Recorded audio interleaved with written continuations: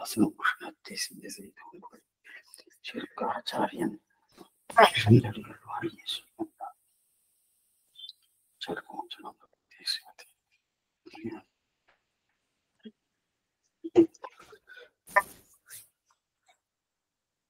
श्रीशैलेश दयापात्रं दीभक्त्यादिगुणार्णवम् यतीन्द्रप्रवणं वन्दे रम्यजामहतरं मुनिं लक्ष्मीनाथसमारम्भां नहतयामुनमध्यमाम् अस्मदाचार्यपर्यन्तां वन्दे गुरुपरम्परां यो नित्यमच्युतपदां भुजयुग्मरत्न व्यामोगतस्तदितराणि तृणाय मेने अस्मद्गुरोर्भगवतोऽस्तु दयैकसिन्धुः रामानुजस्य चरणौ शरणं प्रपद्ये माता पिता युवतयकास्तनया विभूतिः सर्वं यतेव नियमेन मदन्वयानाम् आद्यस्य नक्लपतेर्वकुलाभिरामं श्रीमत्तदङ्ग्रीकुलं प्रणमायि मूर्धना भूतं तरस्य मगताप्ययभट्टनाथ श्रीभक्तिशारकुलशेखर योगिवागान् भक्ताङ्ग्रेण परकाल यतीन्द्रविष्टान् श्रीमत्पराङ्कुशमुनिं प्रणतोऽस्मि नित्यम् श्रीमद्भागवतनामं पुराणं लोकविश्रुतं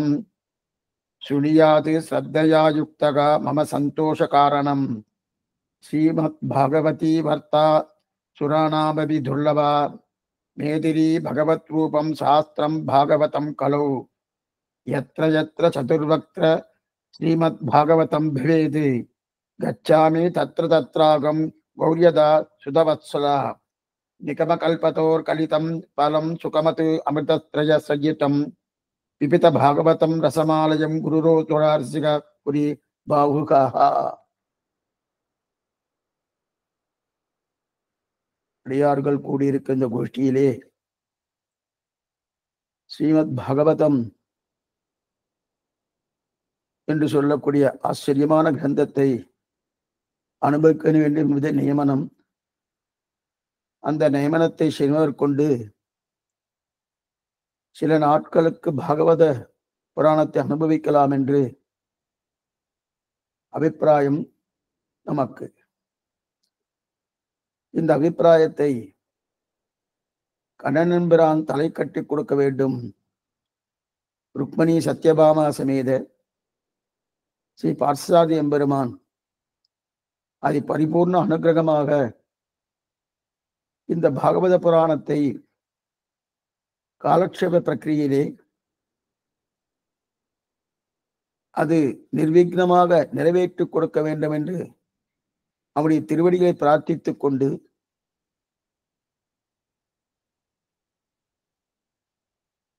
அதனுடைய விஷயங்கள் என்னன்னு பார்ப்போம். பாகவதம் என்பது புராணங்களிலே ஒன்று.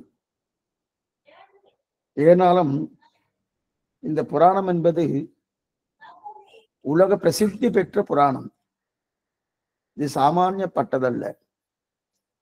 பாகவதம்னு சொன்னாலே யாரெல்லாம் சனாதன தர்மத்தை பற்றி உள்ளார்களோ தெரியாதவர்களே கிடையாது என்றுதான் சொல்லணும். அவ்வளவு வைபவம் இந்த பாகவதத்துக்கு. ஏனென்றால் அந்த பாகவதத்துக்குள்ளே கண்ணன் என்பெருமான் எழுந்தருளி இருக்கிறான். பாகவதம் என்பது ஒரு சாமானிய ஒரு நூல் என்று கருதப்படாது. இது மற்றதெல்லாம் ஏதோ சொல்லிட்டு இருக்காளணும், வராக புராணம் ஏதோ புராணம் நிறைய சொல்றாரணும், அந்த மாதிரி பாகவத புராணம் சொல்லலாமான்னா கிடையாது. கண்ணனே அந்த பாகவதத்துக்குள்ளே இருக்கிறார் என்று தானே தெரிவித்தபடியாலே அந்த பாகவதத்துக்கு இத்தனை வைபவம். அது எல்லாருமே தெரிஞ்ச விஷயங்கள் தான். இந்த பாகவதம் என்பது சப்தாகம் 7 நாட்கள் சொல்வது என்று ஒரு பிரக்கிரியை உண்டு. ஆனால் நாம் இப்போது பார்ப்பது 7 நாட்கள் மட்டுமல்ல. அது கிட்டத்தட்ட ஒரு 40-50 காலக்ஷேபத்துக்கு மேல போகலாம்.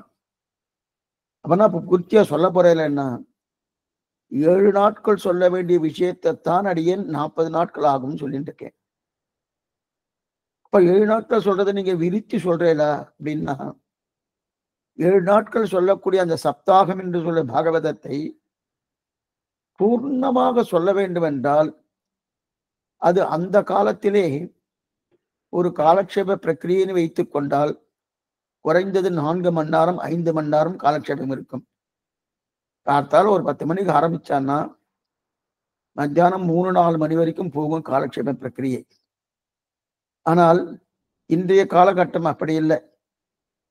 அடியேனுக்கு தெரிஞ்சு ஒரு 60-70 வருஷத்துக்கு முன்னாடி கூட 4 மணி நேரம் காலக்ஷேபம் என்றது இருந்திருக்கு. அடியேனே உட்கார்ந்து கேட்டிருக்கேன். அதுக்கப்புறம் இது கொஞ்சம் குறைஞ்சி 3 மணி நேரம் ஆயிடுத்து. சமீபத்துல ஒரு 15-20 வருஷத்துக்கு முன்னாடி 2 மணி நேரமா இருந்தது. இப்ப அநேகமா எல்லாரும் 1.5 மணி நேரமா குறைச்சிட்டான்னா அது என்ன இந்த காலக்ஷேப அதிகாரியுடைய குறைபாட்டால குறைச்சிருக்காளா இல்ல கேட்கிறவாளுடைய குறைபாட்டால குறைச்சிருக்காளா? ரெண்டுமே வைத்துக் கொள்ளலாம். இவருக்கும் அந்த அளவுக்கு சக்தி இல்லாம போகலாம் சொல்றவருக்கு, கேட்கிறவர்களுக்கு அவகாசம் இல்லாமல் போகலாம். அதனாலே குறைஞ்சு இருக்கு. குறைஞ்சுனாலே அது 7 நாள் சொல்வது என்பது கொஞ்சம் சிரமமா தான் இருக்கும். நிறைய விட வேண்டிய ஒரு நிர்பந்தங்கள் ஏற்படும். ஒண்ணு. ஆனா 7 நாள் மரபுன்னு இருக்கே சுவாமி. பாகவத சப்தாகம்னு சொல்றா.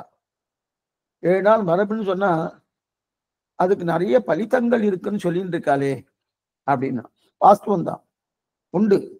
7 நாள் மரபு வச்சுட்டு கொண்டுதான் நிறைய பேர் சொல்லியிருக்கா, சொல்ல போறா. நிறைய ரிஷிகள்லாம் அந்த மாதிரி சொல்லியிருக்கா. ஏன் பரீட்சத்துக்கு சொன்னதே 7 நாள் தான் சுக்கராச்சாரிய சொன்னது. இருக்கலாம், பலித்தம் இல்லைன்னு சொல்லல. ஆனால் அதனால அதை நாளை கடைத்தின மறையால அந்த பலித்தம் குறைவது என்பது கிடையாது.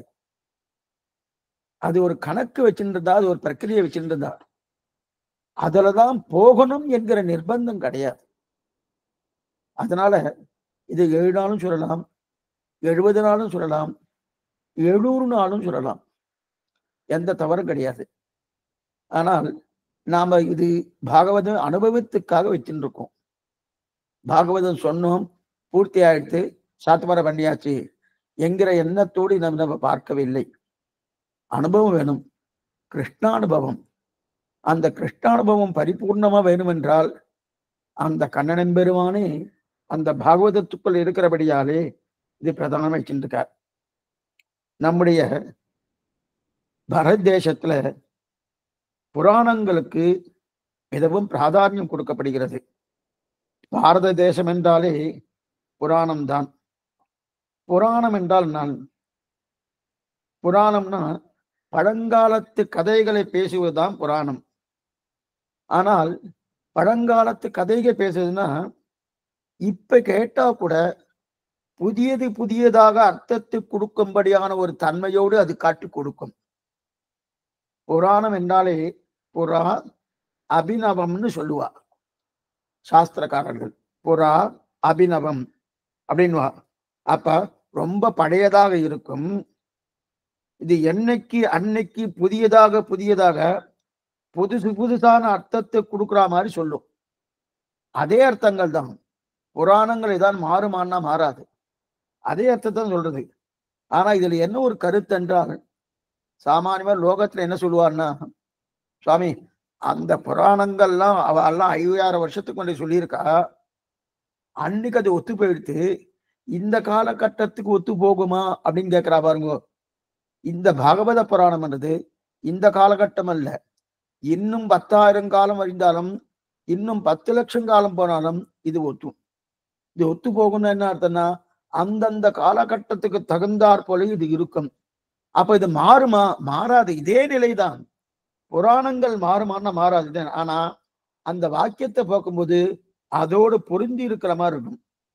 அதுதானே. ரெண்டாவது, இந்த புராணங்களுடைய நிலை என்னவென்றால், சாஸ்திரம் இருக்கு, வேதாந்தங்கள் இருக்கு இல்லையா, அந்த வேதாந்தங்களை வெறுமனே நம்ம வாசிச்சுட்டு அதோடைய அர்த்தத்தை நம்மால சொல்ல முடியாது. அப்ப இதிகாசங்களுடைய துணை என்ன, புராணங்களுடைய துணை என்ன, இதை ரெண்டை வைத்துக் கொண்டுதான் வேதாந்தங்களின் அர்த்தத்தை நம்ம நல்லா சொன்னோம். இந்த ரெண்டுமே வேதாந்தங்கள் என்ன, இதிகாச புராணங்கள் என்ன, இதெல்லாம் பாரத தேசத்துல உயிர் நாடினே சொல்லலாம். ஆதாரமாக சொல்லலாம்.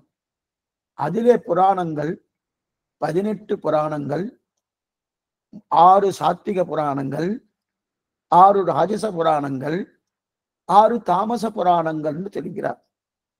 இந்த புராணங்களை இதுல ஒண்ணும் நிர்பந்தமே கிடையாது, எல்லாரும் கேட்கலாம். இன்னார் கேட்கலாம், இன்னார் கேட்கப்படாது என்கிற நிலையே கிடையாது. சிலதெல்லாம் நம்ம ரகசிய கிரந்தங்கள்னு சொல்றோம் ஸ்ரீ வைஷ்ணவ சம்பிரதாயத்துல, அதுக்கு சில சில நிர்பந்தங்கள்லாம் சொல்லப்பட்டிருக்கு. ஆனா அந்த நிர்பந்தங்கள்லாம் கடைபிடிக்கிறான்றது வேற விஷயம். ஆனா அந்த மாதிரி நிர்பந்தங்கள் இது இருக்கான்னா கிடையாது. யாருக்கு இது ஆசையுடையோர்க்கெல்லாம் ஆரியர்கால் கூறும் என்று யாருக்கு இதுல ஆசை இருக்கோ அவ அத்தனை பேரும் இந்த புராணத்தை கேட்கலாம். கேட்டா என்ன சுவாமி கிடைக்கும்? கண்ணன் பெருமாவுடைய பரிபூர்ணமான அனுகிரகம் கிடைக்கும். அவர் அனுகிரகம் கிடைச்சா அதுக்கு மேல வேற என்ன சுவாமி வேணும்? வேற எதுவும் தேவையில்லையே. ஆக புராணங்கள் 18, சாத்விக புராணம், தாமச புராணம், ராஜச புராணம் என்று 6 குணங்கள். இதுல சாத்விக புராணம் என்பது ஒரு நிலை, ராஜச புராணங்கள் என்பது ஒரு நிலை, தாமச புராணம் என்பது ஒரு நிலை. அப்பனா இதுல இருந்து என்ன தெரியுதுன்னா, இந்தந்த புராணங்களுக்கும் 3 குணங்கள் உண்டு. நமக்கே 3 குணங்கள் உண்டு. சத்துவகுணம் உண்டு, தமோகுணம் உண்டு, ரஜோகுணங்கள் உண்டு. இந்த புராணம் எல்லாத்தையும் கொடுத்தது பிரம்மாதான். அந்த பிரம்மா தன்னுடைய தாமச குணமா இருக்கும்போது சில சில புராணங்களை தெரிவிக்கிறார். ராஜச குணத்தோடு சில சில புராணங்களை தெரிவிக்கிறார். சத்துவகுணத்தோடு சில சில புராணங்களை தெரிவிக்கிறார். அதுதான் அது. இந்த இடத்துல நமக்கு 3 குணங்கள் சொன்னேன். அதுல 2 குணத்தை கழிச்சுட்டு ஒரு குணத்தை பிரதானமா எடுக்கணும். 2 தடவை கழிக்கணும்னா பூர்த்தியா தள்ள முடியாது. 2 குணத்தை குறைக்கலாம். எந்த குணத்தை சுவாமி? தமோ குணத்தையும் சத்துவகுணத்தையும் குறைச்சிட்டு ரஜோகுணம் வச்சுக்கலாமா?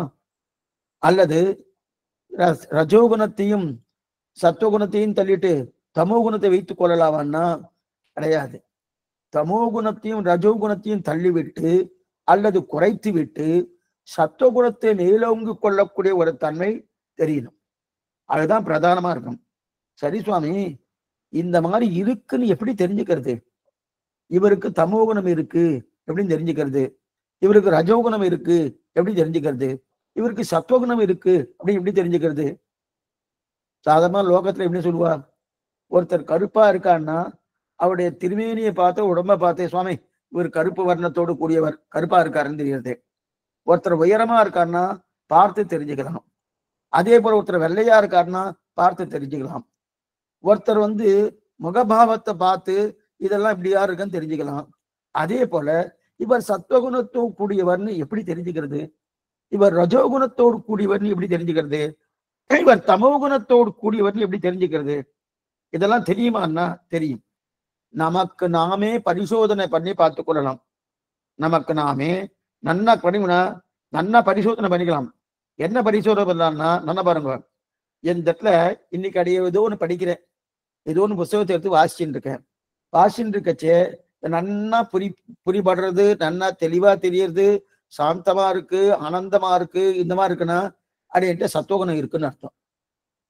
அது மற்றொரு நாள் அந்த புஸ்தகத்தை எடுத்து படிச்சேன், ஏதோ தூக்கம் வர மாதிரி இருக்கு, ஏதோ ஆலசியமா இருக்கு, என்னவோ பண்ணலாமான்னு இருக்கு, அப்படியே தோண்டு போகணும்னு இருக்கு, கொஞ்சம் திமிரிண்டு இருக்கேன். இதுக்கெல்லாம் தமோகுணம்னு பேரு. அதே இன்னொரு நாள் என்ன ஆயிடுச்சுன்னா, ஒண்ணுமில்ல சுவாமி, எனக்கு இந்த புஸ்தகத்துல பார்க்கறது விருப்பமே இல்லை.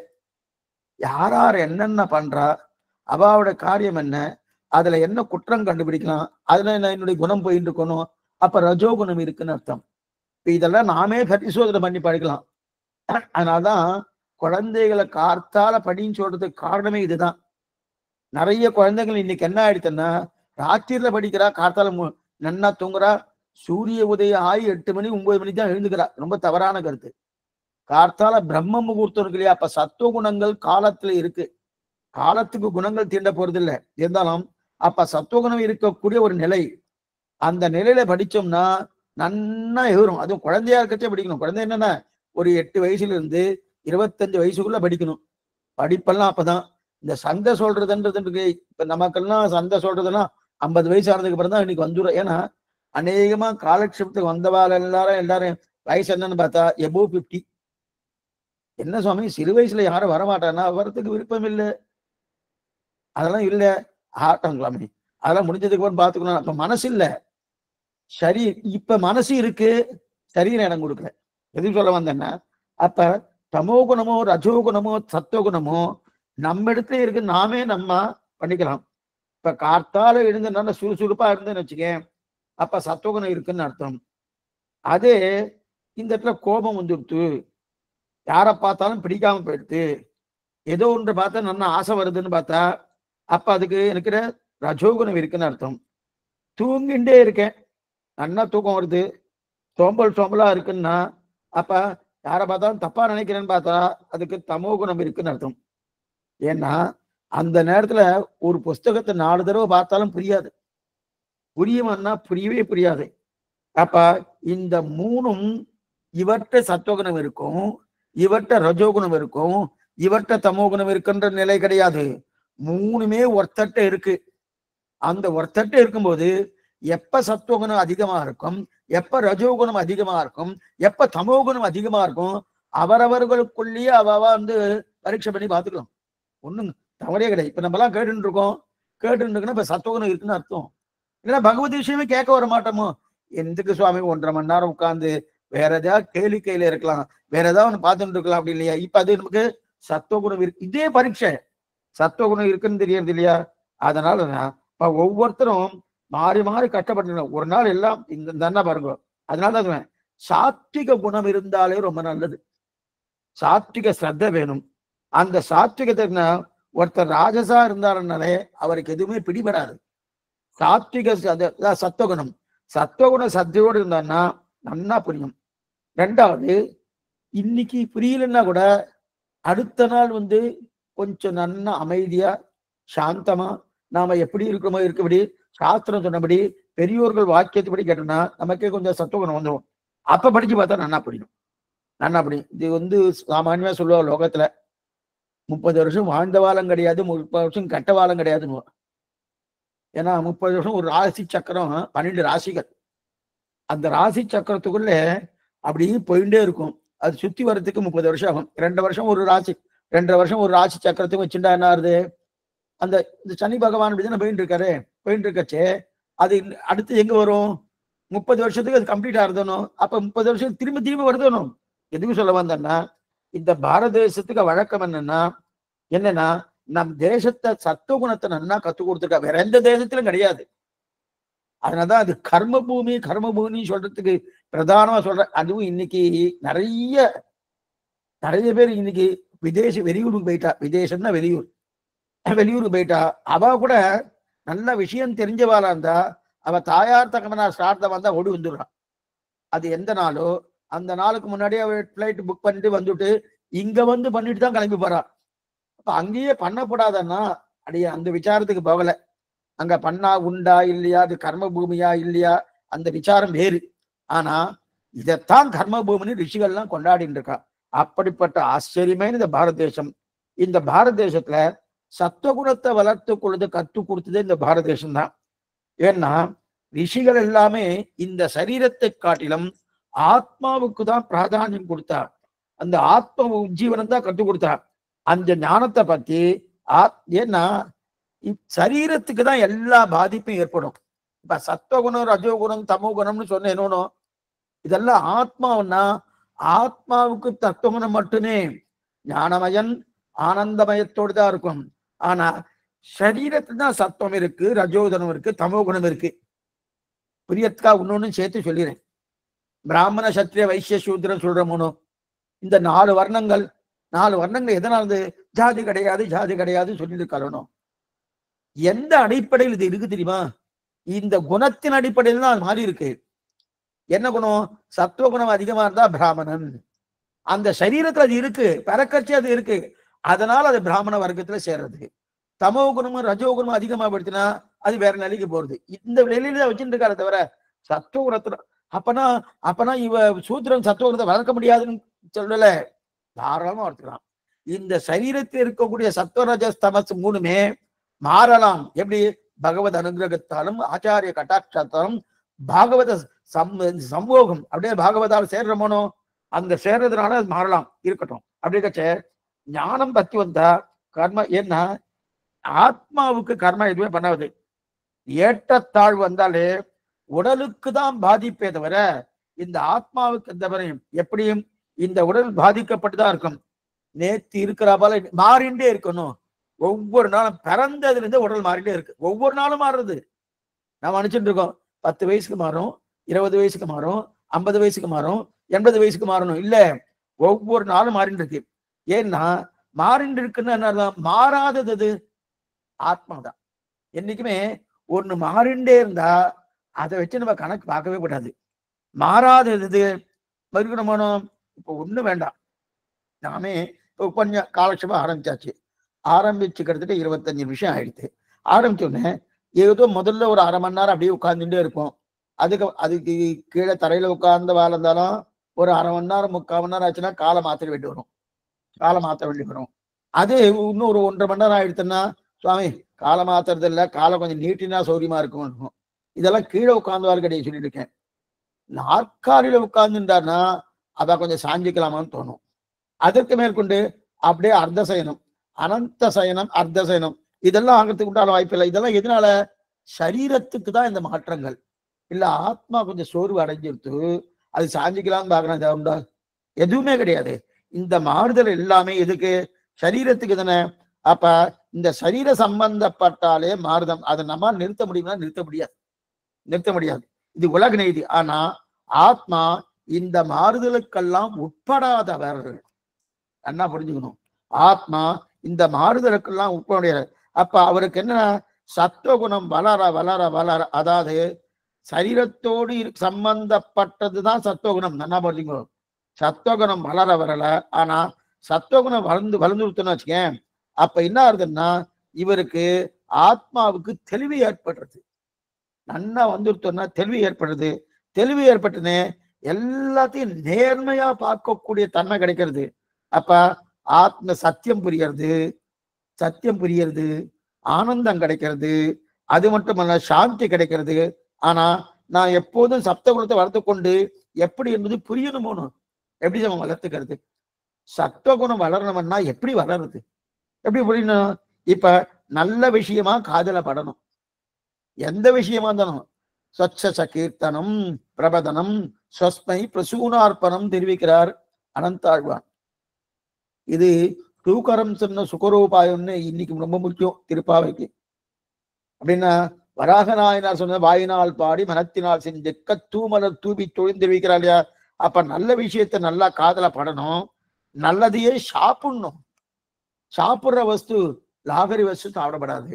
எந்த வஸ்துலாம் சாஸ்திரம் வேண்டான்னு தள்ளப்பட்டிருக்கோ அது சாப்பிடுவது. நல்லதையே பேசணும்.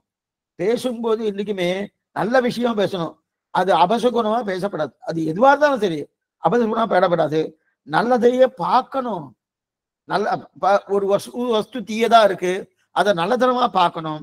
அது மேலும் என்ன சொல்றேன்னா, நீ எந்த வழியில போகிறாயோ கொஞ்சம் நல்லதா உன் காதல விழட்டுமே. நல்லது. அதனாலதான் காலட்சேப பிரக்கிரியை வைத்துக் கொண்டது காரணமே இதுதான். நல்லது காதல் விழணுமோனோ விழுந்தா என்ன சுவாமினா பகவானுக்கு ஆனந்தம். அவ கேட்கிறவாளுக்கு அத்தனை பேரும் ஆனந்தத்தை கொடுக்கிறான் பகவான்.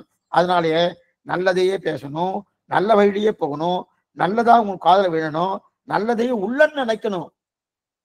உள்ளமும் நல்லதே நினைக்கட்டும் இல்லையா? ஆக இந்த மாதிரி கேட்கிறோம் இல்லையா? அப்ப மனசு, பேச்சு, உடல், செய்கை ஆக மூன்றும் நல்லதே செய்யணும். வாயினால் பாடி மனத்தினால் சிந்திக்க தூமலர் தூவி தொழுது சிந்தையாலும் சொல்லாலும் செய்கையினாலும் காயேன வாசா மனசேந்திரியா உத்யாத்தனாபா பிரகிருதி இது பாவான்னு சொல்றா இல்லையா? அப்ப இதெல்லாம் நல்லது செய்யணும். அப்ப என்ன சரி சுவாமி இதெல்லாம் நல்லதே பண்ணும், இதெல்லாம் பண்ணணும்னு சொல்லணும்னு. ஆனா இப்ப என்ன சொல்றோம்னா நல்லது பண்றோம், எல்லாம் பண்ணிட்டு இருக்கோம் சுவாமி, வாஸ்துவம் தான். இப்ப காலக்ஷேபம் கேட்டுட்டே இருக்கும். கேட்டுட்டே இருக்கச்சு அப்படியே கொஞ்சம் அசைஞ்சு புறமணும். இப்ப கொஞ்சம் தூக்கம் வராம இருந்தா தமோ குணம்னு நீங்க சொன்னீங்களே. இப்ப சில பேருக்கு காலக்ஷேபத்துல இருந்துதான் தூக்கம் வரும். தூக்கம் வந்தா தவறானா அது ஒன்றும் தவறு கிடையாது. அப்ப வந்து என்ன சுவாமி தவறு இல்லைன்னு சொல்லிட்டு அது காலட்சேபம் கேட்கலன்னா அது பிரம்மானுபவம்னு சொல்லுவா. அப்படி வச்சுக்க வேண்டியதுதான். பிரம்மானுபவம்னு சொல்லுவா. அந்த மாதிரி இருக்கா சொன்னா தூங்குவதுன்னா என்னது? பிரம்மத்தோடு நான் அனுபவிக்கிறோன்றது அதான் அர்த்தம். நல்லா பாருங்க, பிரம்மத்தோடு அனுபவிக்கிறோம். ஒண்ணுமே இல்லை, பகலெல்லாம் நல்லா உழைக்கிறோம் அப்படின்னு நினைச்சுன்னு சொல்லிட்டு இருக்கேன். பகல்லாம் நல்லா உழைக்கிறோம், உழைச்ச உடனே ராத்திரினா சாப்பிட்டுட்டு படுக்கிறோம். படுத்தோம்னா ஆயாசமா இருக்கு. மறுநாள் நமக்கு புத்துணர்ச்சி கிடைக்கிறதுன்னு, அந்த புத்துணர்ச்சி எப்படி வருது நமக்கு? சுவாமி ஃப்ரெஷ்ஷா இருக்கேன் சுவாமி, ராத்திரி நல்லா தூங்கினேன், ஃப்ரெஷ் ஆயிட்டேன். தூங்கினா வந்துடுமா? மறுநாள் புத்துணர்ச்சி எப்படி சுவாமி கிடைக்கிறது?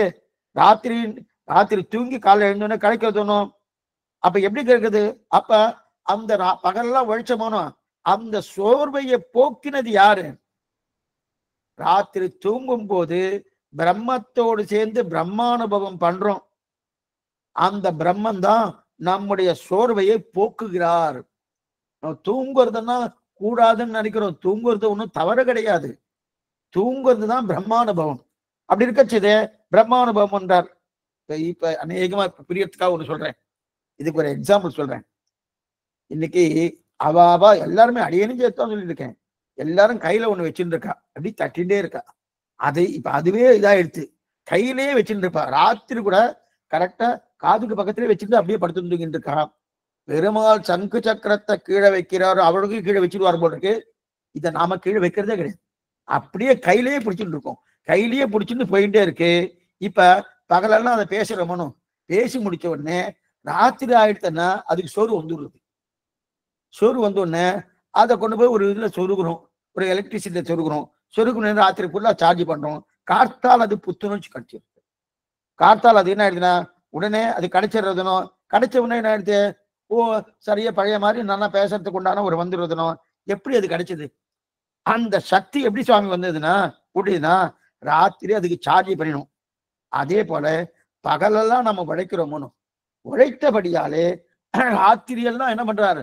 பிரம்மா அந்த சோர்வை, பிரம்மா இல்லை பிரம்மம் அந்த நம்முடைய சோர்வை அவர் தான் என்ன பண்றாருன்னா சோர்வு இல்லாம பண்றார். எது போல நமக்கு இந்த மொபைல்ல சார்ஜ் பண்றவா போல அவர் தான் ஏத்துறார். ஏத்தின உடனே என்ன அந்த சோர்வெல்லாம் நமக்கு போயிடுது. அப்ப நமக்கு சக்தி திரும்பின்னு வந்துடுது. வந்த உடனே ஃப்ரெஷ் ஆயிடும். ஃப்ரெஷ் ஆயிட்டோம்னா அப்ப இந்த சக்தியை பிரம்மம் பகவானுக்கு நாம் பெறுகிறோம். அப்ப தூக்கம் என்பது தப்பு கிடையாது. ஆனா தூங்கும் போது என்னமோ நடக்குதுன்னு நினைக்க வேண்டாம். பிரம்மத்தின் அனுபவம் தான் நடக்கிறது. பிரம்மத்தின் அனுபவம் நமக்கு கிடைக்கிறது.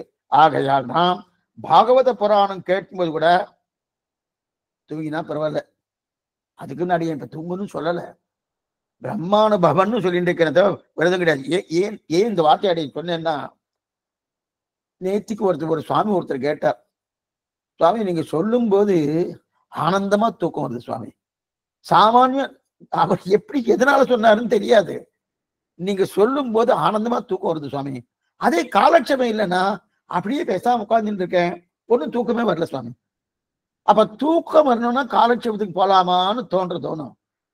இப்ப அது தவறு நிறைய பேர் ஓ காலட்சேபத்துக்கு தூங்கிட்டு இருக்கணும், அப்ப உனக்கு ஸ்ரத்தையே இல்லை, காலட்சேபத்துக்கு விருப்பமே இல்லை, காலட்சேபத்துல ஒரு பிரியமே இல்லை அப்படின்னு நினைக்கிறாளோ. அது மாதிரி தவறா நினைக்க வேண்டாம். ஏன் நினைக்க வேண்டாம் சொன்ன, பிரம்மானுபவம் எது போல சார்ஜ் பண்ணுவா போல நமக்கு பேட்டரி சார்ஜ் போயிடுச்சுன்னா மறுபடியும் சார்ஜ் பண்றோமோனோ, அந்த சார்ஜ் பண்ணுவா போல பிரம்மானுபவத்தை போல. அதுக்காக இப்ப தூக்க வேண்டாம், இதுக்கு சொல்ல வேண்டாம் போல, இதுக்கு சொல்ல வேண்டாம்னா அப்ப இந்த பிரம்மானுபவம் சொல்ல வேண்டியதான். அதற்குன்னு இப்ப நான் உங்களுக்கு தூங்க சொல்ல. ரொம்ப தூக்கம் சோமல் இருந்தா தமோ குணம், எப்ப பார் தூங்கிட்டு இருந்தா அது தமோகம் தான்.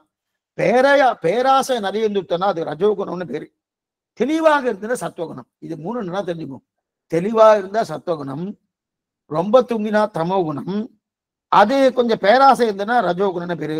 இப்ப சத்துவகுணத்தை வளர்க்க பகவானுடைய நிறைய கேட்கணும், பகவானை பத்தி நிறைய கேட்கணும். அவர் தான் சாத்விக ஸ்ரத்தை உடையவன் பகவான், அவன் தான் சத்துவகுணத்தோடு கூடியவன் பகவான். அவனை கேட்க கேட்க கேட்க என்னைக்குமே பாகவத சமாகத்தோடு சேரணும்னு சொல்லுவாளோ. ஏன் அவர்லாம் சாத்விகர்கள். சாத்விகர்னா சத்துவகுணம் உடையவர்கள். சத்துவகுணம் உடையவர்களா இருந்தா அந்த சத்துவகுணம் நமக்கு வளரும். அப்ப என்ன ஆகும்னா அப்ப நமக்கு அவளோடு சேர்ந்த உடனே ஒரு சுத்தி ஏற்படுறது. சுத்தி ஏற்படுறதுன்னா இப்ப சத்துவகுணம் வர்றதுக்கு சுத்தி மட்டும் போருமா சுவாமினி? ஆகார நியமம் ரொம்ப முக்கியம். ஆகாரமே இல்லையா? ஆகாரத்துல சுத்தி இருக்கணும். எந்த வஸ்து சாப்பிடணுமோ அந்த வஸ்து தான் சாப்பிடணும். எல்லா வஸ்தியும் சாப்பிட முடியாது. எல்லா வஸ்தியும் அப்ப மருந்து மாத்திரம் சாப்பிடப்படாதா சுவாமி? அதுல ஏதோ கலக்கிறாருன்னா மருந்தா சாப்பிடலாம். மருந்தா எதை வேணாலும் சாப்பிடலாம். மருந்தா. ஆனா அது விருந்தா எடுத்துக்க கூடாது. இன்னைக்கு அதுதானே ஆயிடுத்து. மருந்து விருந்து ஆயிடுறது இல்லையா? இப்ப நிறைய சாப்பிடக்கூடாது. நல்லா பாருங்க, நிறைய சாப்பிடக்கூடாது. சில பேர்லாம் இது வரைக்கும் காக்கா வந்து உட்கார்ந்துருந்தா கொத்தலாம் போட்டிருக்கா, அந்த அளவுக்கு இது வரைக்கும் சாப்பிடாது. அது கூடவே கூடாது. அது சாப்பிட்டாச்சுன்னா என்ன ஆகுன்னா, இந்த ரத்த ஓட்டம்னா வயிற்றுக்கு போயிடும், மூளைக்கு போகாது. ஏன்னா எங்க நிறைய வேலை செய்யணும் ரத்த ஓட்டலாம் அங்க ஓடுமோனோ, ஓடிட்டுனா இருக்கு, ஏன் மூளை மங்கி போயிடும். அப்படியே அது சயன திருக்கோலம், அர்த்த சயனம் இல்லை அனந்த சயனம், அனந்த சயனம் வரைக்கும் போயிட்டு இருக்கும்னா அது கூடாது. பாதி வயிறு தான் சாப்பிடணும், பூர்த்தியா சாப்பிடாது. பாதி வயிறு சாப்பிட நீங்க தகப்பனார் சொல்லுவார், பாதி வயிறுக்கு தீர்த்தம் இருக்கணுமா. இன்னைக்கு அது கொஞ்சம் மருத்துவத்துல கொஞ்சம் இதெல்லாம் கொஞ்சம் மாத்தம் சொல்லிட்டு இருக்கா. தீர்த்தமே சில இடத்துல தீர்த்தமே நிறைய சாப்பிடப்படாது அப்படின்றா. அந்த மாதிரி நம்ம சாஸ்திரம் ஒத்துக்கல. தீர்த்தம் நிறைய சாப்பிடணும், பாதி வயிறு தீர்த்தம் இருக்கணும், அந்த கால் வயிறு தான் சாப்பாடு இருக்கணும். அந்த தீர்த்தத்தை அது மிதங்கணுமா, அப்பதான் நல்லா ஜீரணமாகும். அதுவும் படுக்கச்சே இடது பக்கம் தான் படுக்கணும், வலது பக்கத்தோட இடது பக்கம் படுத்து நம்ம நேரம் எப்படி படுக்கிறோம் அதெல்லாம் கூடவே கூடாது. ஒரு கழிச்சு ஒரு பக்கம் தான் படுக்கணும். அப்படி இருக்க செய்த பாதி வயது தான் சாப்பிடணும். அதுவும் முக்கியமா பாலாலே சமைக்கப்பட்ட உணவா இருந்தா ரொம்ப நல்லது. அதனாதான் ஆண்டாள் கூடார வெல்லும் சரி பால் சோறு மூடனை பெய்து முழங்க வழிவாரும் சொன்னாரணும். கூடார வெல்லும் சீர் கோவிந்தா உந்தன்னை பாடிப்பறை கொண்டு யாம்பெரும் சன்மானம் நாடு புகழும் பரிசினால் நன்னாக சூடகமே தொல்வலையே தோடே சிவிப்பூவே பாடகமே எந்தனைய பல்கரணம் ஜாமணிபுரம் ஆடையுடுப்போம் அதன் பின்னே பால் சோறு சொல்லி கலையா பாலாலை சமைக்கப்பட்ட இதுவா இருந்தா உணவா இருந்தா ரொம்ப நல்லது. என்ன ஏன்னா அது நல்லது ரொம்ப. அந்த பாலால் என்ன சுவாமின்னா காரம் புளிப்பு எதுவுமே இருக்காது ஒன்றும். அது எம்பெருமானா அப்படிதான் சாப்பிட்டார். பிக்ஷை வாங்கி சாப்பிட்டு இருக்கச்சே அந்த பிக்ஷை வாங்கினதை கொண்டு போய் காவேரியில கொண்டு போய் அலசி வரான். அலசிட்டு அதுல இருக்கும் உப்பு சத்தை என்னென்ன காரம் இருக்கு எல்லாத்தையும் போயிடும். அந்த சட்டையை மட்டும்தான் சாப்பிட்டு வரான். இதுக்கு சொல்ல வந்தேன்னா அப்ப பாலால் உணைக்கப்பட்ட இதுவை சாப்பிட்டாச்சுன்னா நன்னா இருக்கு. உன்னை சாப்பிட்டா ரெண்டாவது பகவானுக்கு அமுது செய்தாத சாப்பிட்டா நீ என்ன பாபத்தை உருண்டையா சாப்பிட்றேன்னு அர்த்தம். பகவானுக்கு கண்டருள பண்ணது கண்ணனே தெரிவிக்கிறார், எனக்கு கண்டருள பண்ணா சாப்பிட்டான்னா பாபத்தை நன்னா உருண்டையா சாப்பிட்றான்னு அர்த்தம் அப்படின்னு தெரியலையா. ரெண்டாவது முழுவயிறு சாப்பிட்டாலே ஜீரணமாகறதுக்குள்ள சோறு வந்துடுறது. பெருமாளுக்கு கண்டருளப்பட்ட சாப்பிடணும். அது மட்டும் இல்லாத கண்டருளப்பட்டதை சாப்பிடாம அதை ஏதோ சாப்பிட்டனா பாபத்தையும் உருண்டையா நல்லா வாயில போடுகிறேன்னு அர்த்தம். ஆக சத்துவ குணத்தை வளர்த்து கொள்ளணும்னா முதல்ல ஆசை என்கிற ஒவ்வொருத்தரும் இருக்கவே படாது. பற்றிலனீசனம் முற்றவன் என்றவன் பற்றிலையாய் அவன் முற்றிலடங்கே. அப்பன்னா என்ன ஆகும், ஆசையை வளர்த்து கொள்ளக்கூடாது.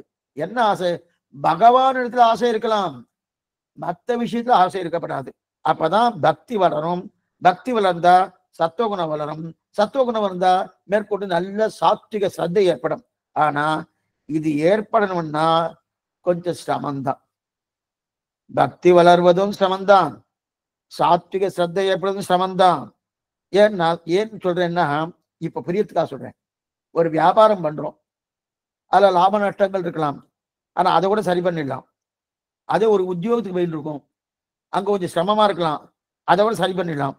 கஷ்டமான வேலையா இருக்கும், அதை விட சரி பண்ணிடலாம். ஆனா இது அதற்கு மேல எது சரி பண்றதுன்னா இந்த சத்துவகுணத்தை வளர்றது அவ்வளவு ஈஸி கிடையாது, அவ்வளவு சுலபம் கிடையாதுன்னா இன்ன காலகட்டத்துல நீ சொல்லியிருக்கேன். ஒரு 200 வருஷத்துக்கு முன்னாடி இது சுலபமா இருந்தது. இன்னைக்கு காலகட்டத்துல அது ரொம்ப சுலபமா இல்லாம போயிடுச்சு. புரியத்துக்காக சொன்னேன். இப்ப இது சத்துவகுணம் வரணும்னா என்ன பண்ணணும்? சாத்விக சிரத்தையோடு இருக்கணும், தர்மத்தின்படி நடக்கணும், சாஸ்திரத்தின்படி இருக்கணும், பெரியோர்கள் சொல்படி கேட்கணும். இந்த மாதிரி கேட்டாச்சுன்னா அப்ப இதெல்லாம் வந்துடும் சுவாமி. வாஸ்தவம் தான் சுவாமி. ஆனா நான் எனக்கு தேவையானது கிடைக்கணுமே. உத்தியோகத்துக்கு போனா எனக்கு தேவையான சம்பளம் இருந்தா தான் அந்த உத்தியோகத்துக்கு நான் போறேன். அப்போ ஒன்றை எதிர்பார்த்துட்டு நான் போறேன். அதே போல பகவான் இதெல்லாம் எனக்கு கொடுப்பாரா? சாத்விக சிரத்தையோடு இருக்கேன், சாஸ்திரம் படி இருக்கேன், இதெல்லாம் கொடுப்பாரா? அதெல்லாம் இன்னுமா சுவாமி வரும்? நான் உழைச்சா தானே எனக்கு கிடைக்க போறது அப்படின்னா, இப்ப ஒருத்தர் நன்னா ஓடினார். ஓடினபடியால வியர்வை வந்தது. வியர்வு வந்து ஒருத்தர் சொன்னார், சுவாமி வியர்வை வர்றதுக்காக இவர் ஓடினார்னாரு. அதுக்காக ஓடல. இவர் ஓடினபடியாலே தன்னடியே வியர்வு வந்தது.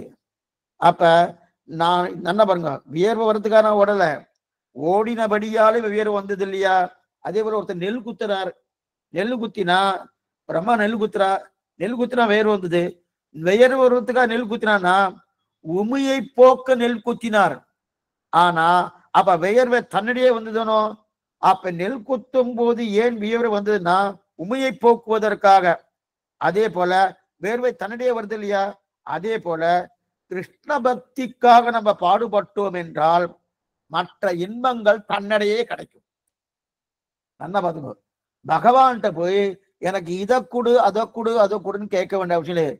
உன்னுடைய திருவடியை காட்டி கொடு, உன்னுடைய திருவடி தர மற்றொன்று வேண்டாம், எனக்கு பக்தியை கொடுன்னு பிரார்த்தித்தவன்னா அப்ப தன்னடையே இது வேர்வை நமக்கு வருமா? பல வேர்வை வரணும் ஓடவே இல்லை, வேர்வை வரணும் நெல்லு குத்தவே இல்லை. உமையை போக்குவதற்காக நெல்லை கொத்தினோம். அப்ப உமையை போக்குவதற்காக நெல்லு குத்தும் போது வேர்வை தன்னடைய வருமா? போலே எதுக்குன்னா பக்தி வேணும்னு கேட்டோன்னா மற்றதெல்லாம் தன்னடியே வருது, மற்ற இன்பங்கள் தன்னடியேனா கண்ணனுக்கு இல்லாத சொத்தா? அகிலாண்ட கோடி பிரம்மாண்ட நாயகன் கண்ணன், சாமானியப்பட்டவன அகிலாண்ட கோடி பிரம்மாண்ட நாயகன் அப்படி இருக்காச்சே. எதுக்கு சகல பல பிரதோகு விஷ்ணுன்னு சொல்றது சாஸ்திரம். எல்லா பலத்தையும் கொடுப்பதற்கு பகவானுக்கு எல்லா விதமான யோகியதை அருகதை உண்டு. இருந்தாலும் அவர் கொடுக்கிறாருன்னு எதனால கொடுக்கிறாருன்னா அவரை கேட்டா தன்னதெல்லாம் வந்துடும். ஒண்ணுமே இல்லை.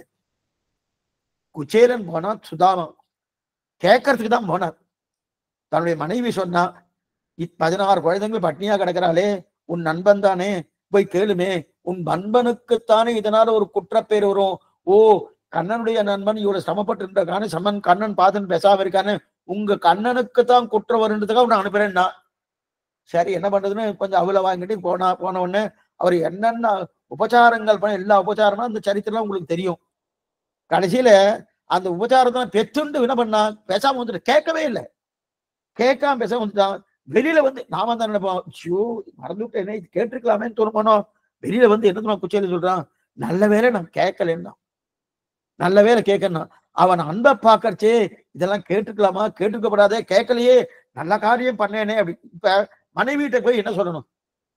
அதை பத்தி ஒரு கண்ணனுடைய அன்புதான் வேணும்னா, ஆனா ஆத்துக்கு வந்தவன எல்லாம் பங்களாவா போயிடுச்சு. ஒரு அன்பைதான் கேட்டாரு, கிடைச்சது என்ன? எல்லாமே கிடைச்சிட்டு. அதே போல நமக்கு என்னன்னா பகவான்கிட்ட பக்தியை பிரார்த்தித்தா போலும், எனக்கு நல்ல சுவாத்திக ஸ்ரத்தையை பிரார்த்தித்தா போலும். பிரார்த்தித்தா அது நன்னதரா வந்திருக்க இல்லையா? தன்னடியே கிட்டும்.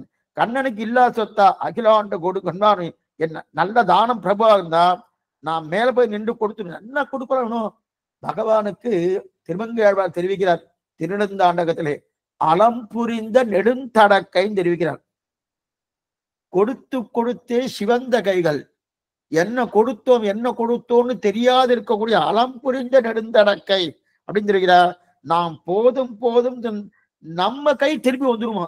சுவாமி போரும் சுவாமி, இவ்வளவு கொடுத்துட்டு இனிமே வேண்டாம், என்னால வாங்க முடியல என்கிற அளவுக்கு பகவான் கொடுப்பதற்கு தயாராக அவர் நிறுத்த மாட்டார்.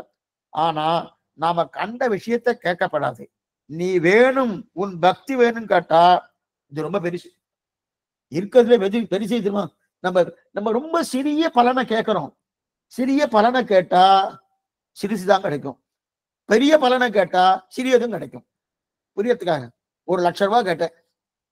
1,00,000 ரூபாய் கேட்டுட்டு என்ன பண்ணார் ஒருத்தர், சுவாமி 1,00,000 ரூபாய் கேட்டுட்டேனே, 1000 ரூபாய் கேட்டுருக்கலாம், அதை கேட்டுட்டு 1,00,000 ரூபாய் கேட்டேன்னா அந்த 1000 ரூபாய்க்குள்ள 1000 ரூபாய் 1,00,000 ரூபாய்க்குள்ள இருக்கா இல்லையா? இருக்குதுன்னு அது அசலுக்கு தெரியல. 1000 ரூபாய் கேட்காம 1,00,000 ரூபாய் கேட்டனே அப்படின்னு என்ன அர்த்தம்னா, இவர் 1000 ரூபாய் பெருசுன்னு நினைச்சிட்டு இருக்காது. பெருசு கேட்டா சிறியது தன்னடைய அதுக்குள்ள இருக்கும், சிறியது கேட்டா அந்த பெரியது ஒரு மன வராது. இப்ப பகவான்கிட்ட நம்ம கேட்கறதுல எது பெரியது? இருக்கிறதுலே பெரியது எது? அவன் தான் பெரியவன். அவனை காட்டிலும் பெரியவன் இதுவே கிடையாது. நதஸ்யமஸ்ய அப்பியதிகஸ்ய திருஷ்யத்தே. ஒத்தார் மிக்கார இளையாய மாமாய ஒத்தாய் எப்பொருட்கும் உயிராய். அப்படி இருக்கச்சே தன் ஒப்பார் இல்லப்பன் என்னப்பன் எனக்காயுகுலா என்னை பெற்றவராய் பொன்னப்பன் மணியப்பன் முத்தப்பன் விண்ணப்பனவாய் மின்னப்பன் மதில் சூழ் திருவிண்ணகர் சேர்ந்தப்பன் தன் ஒப்பார் இல்லப்பன்.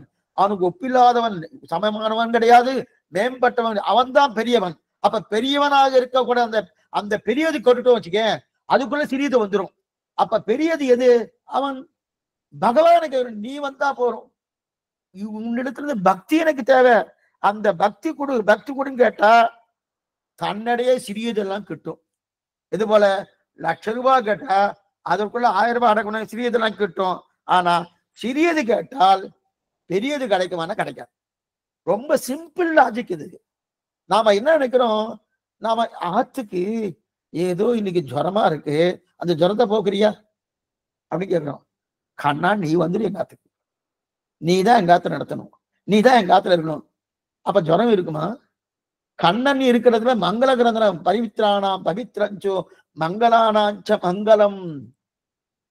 அப்ப எல்லா மங்களங்களுக்கும் இருப்பிடமாக இருக்கக்கூடிய கண்ணனே வந்ததுக்கு அப்புறம் அங்க அமங்கலம் இருக்குமா? அமங்கலம் தான் எல்லா வியாதிகளும், நம்முடைய துர்தசை அதெல்லாம் தொலைகிறதுனும்.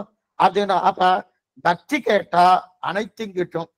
எனக்கு உத்தியோகம் வேணும் சுவாமி, வேலை கேட்டால்னா வேலை கிடைக்கும், பக்தி வராது.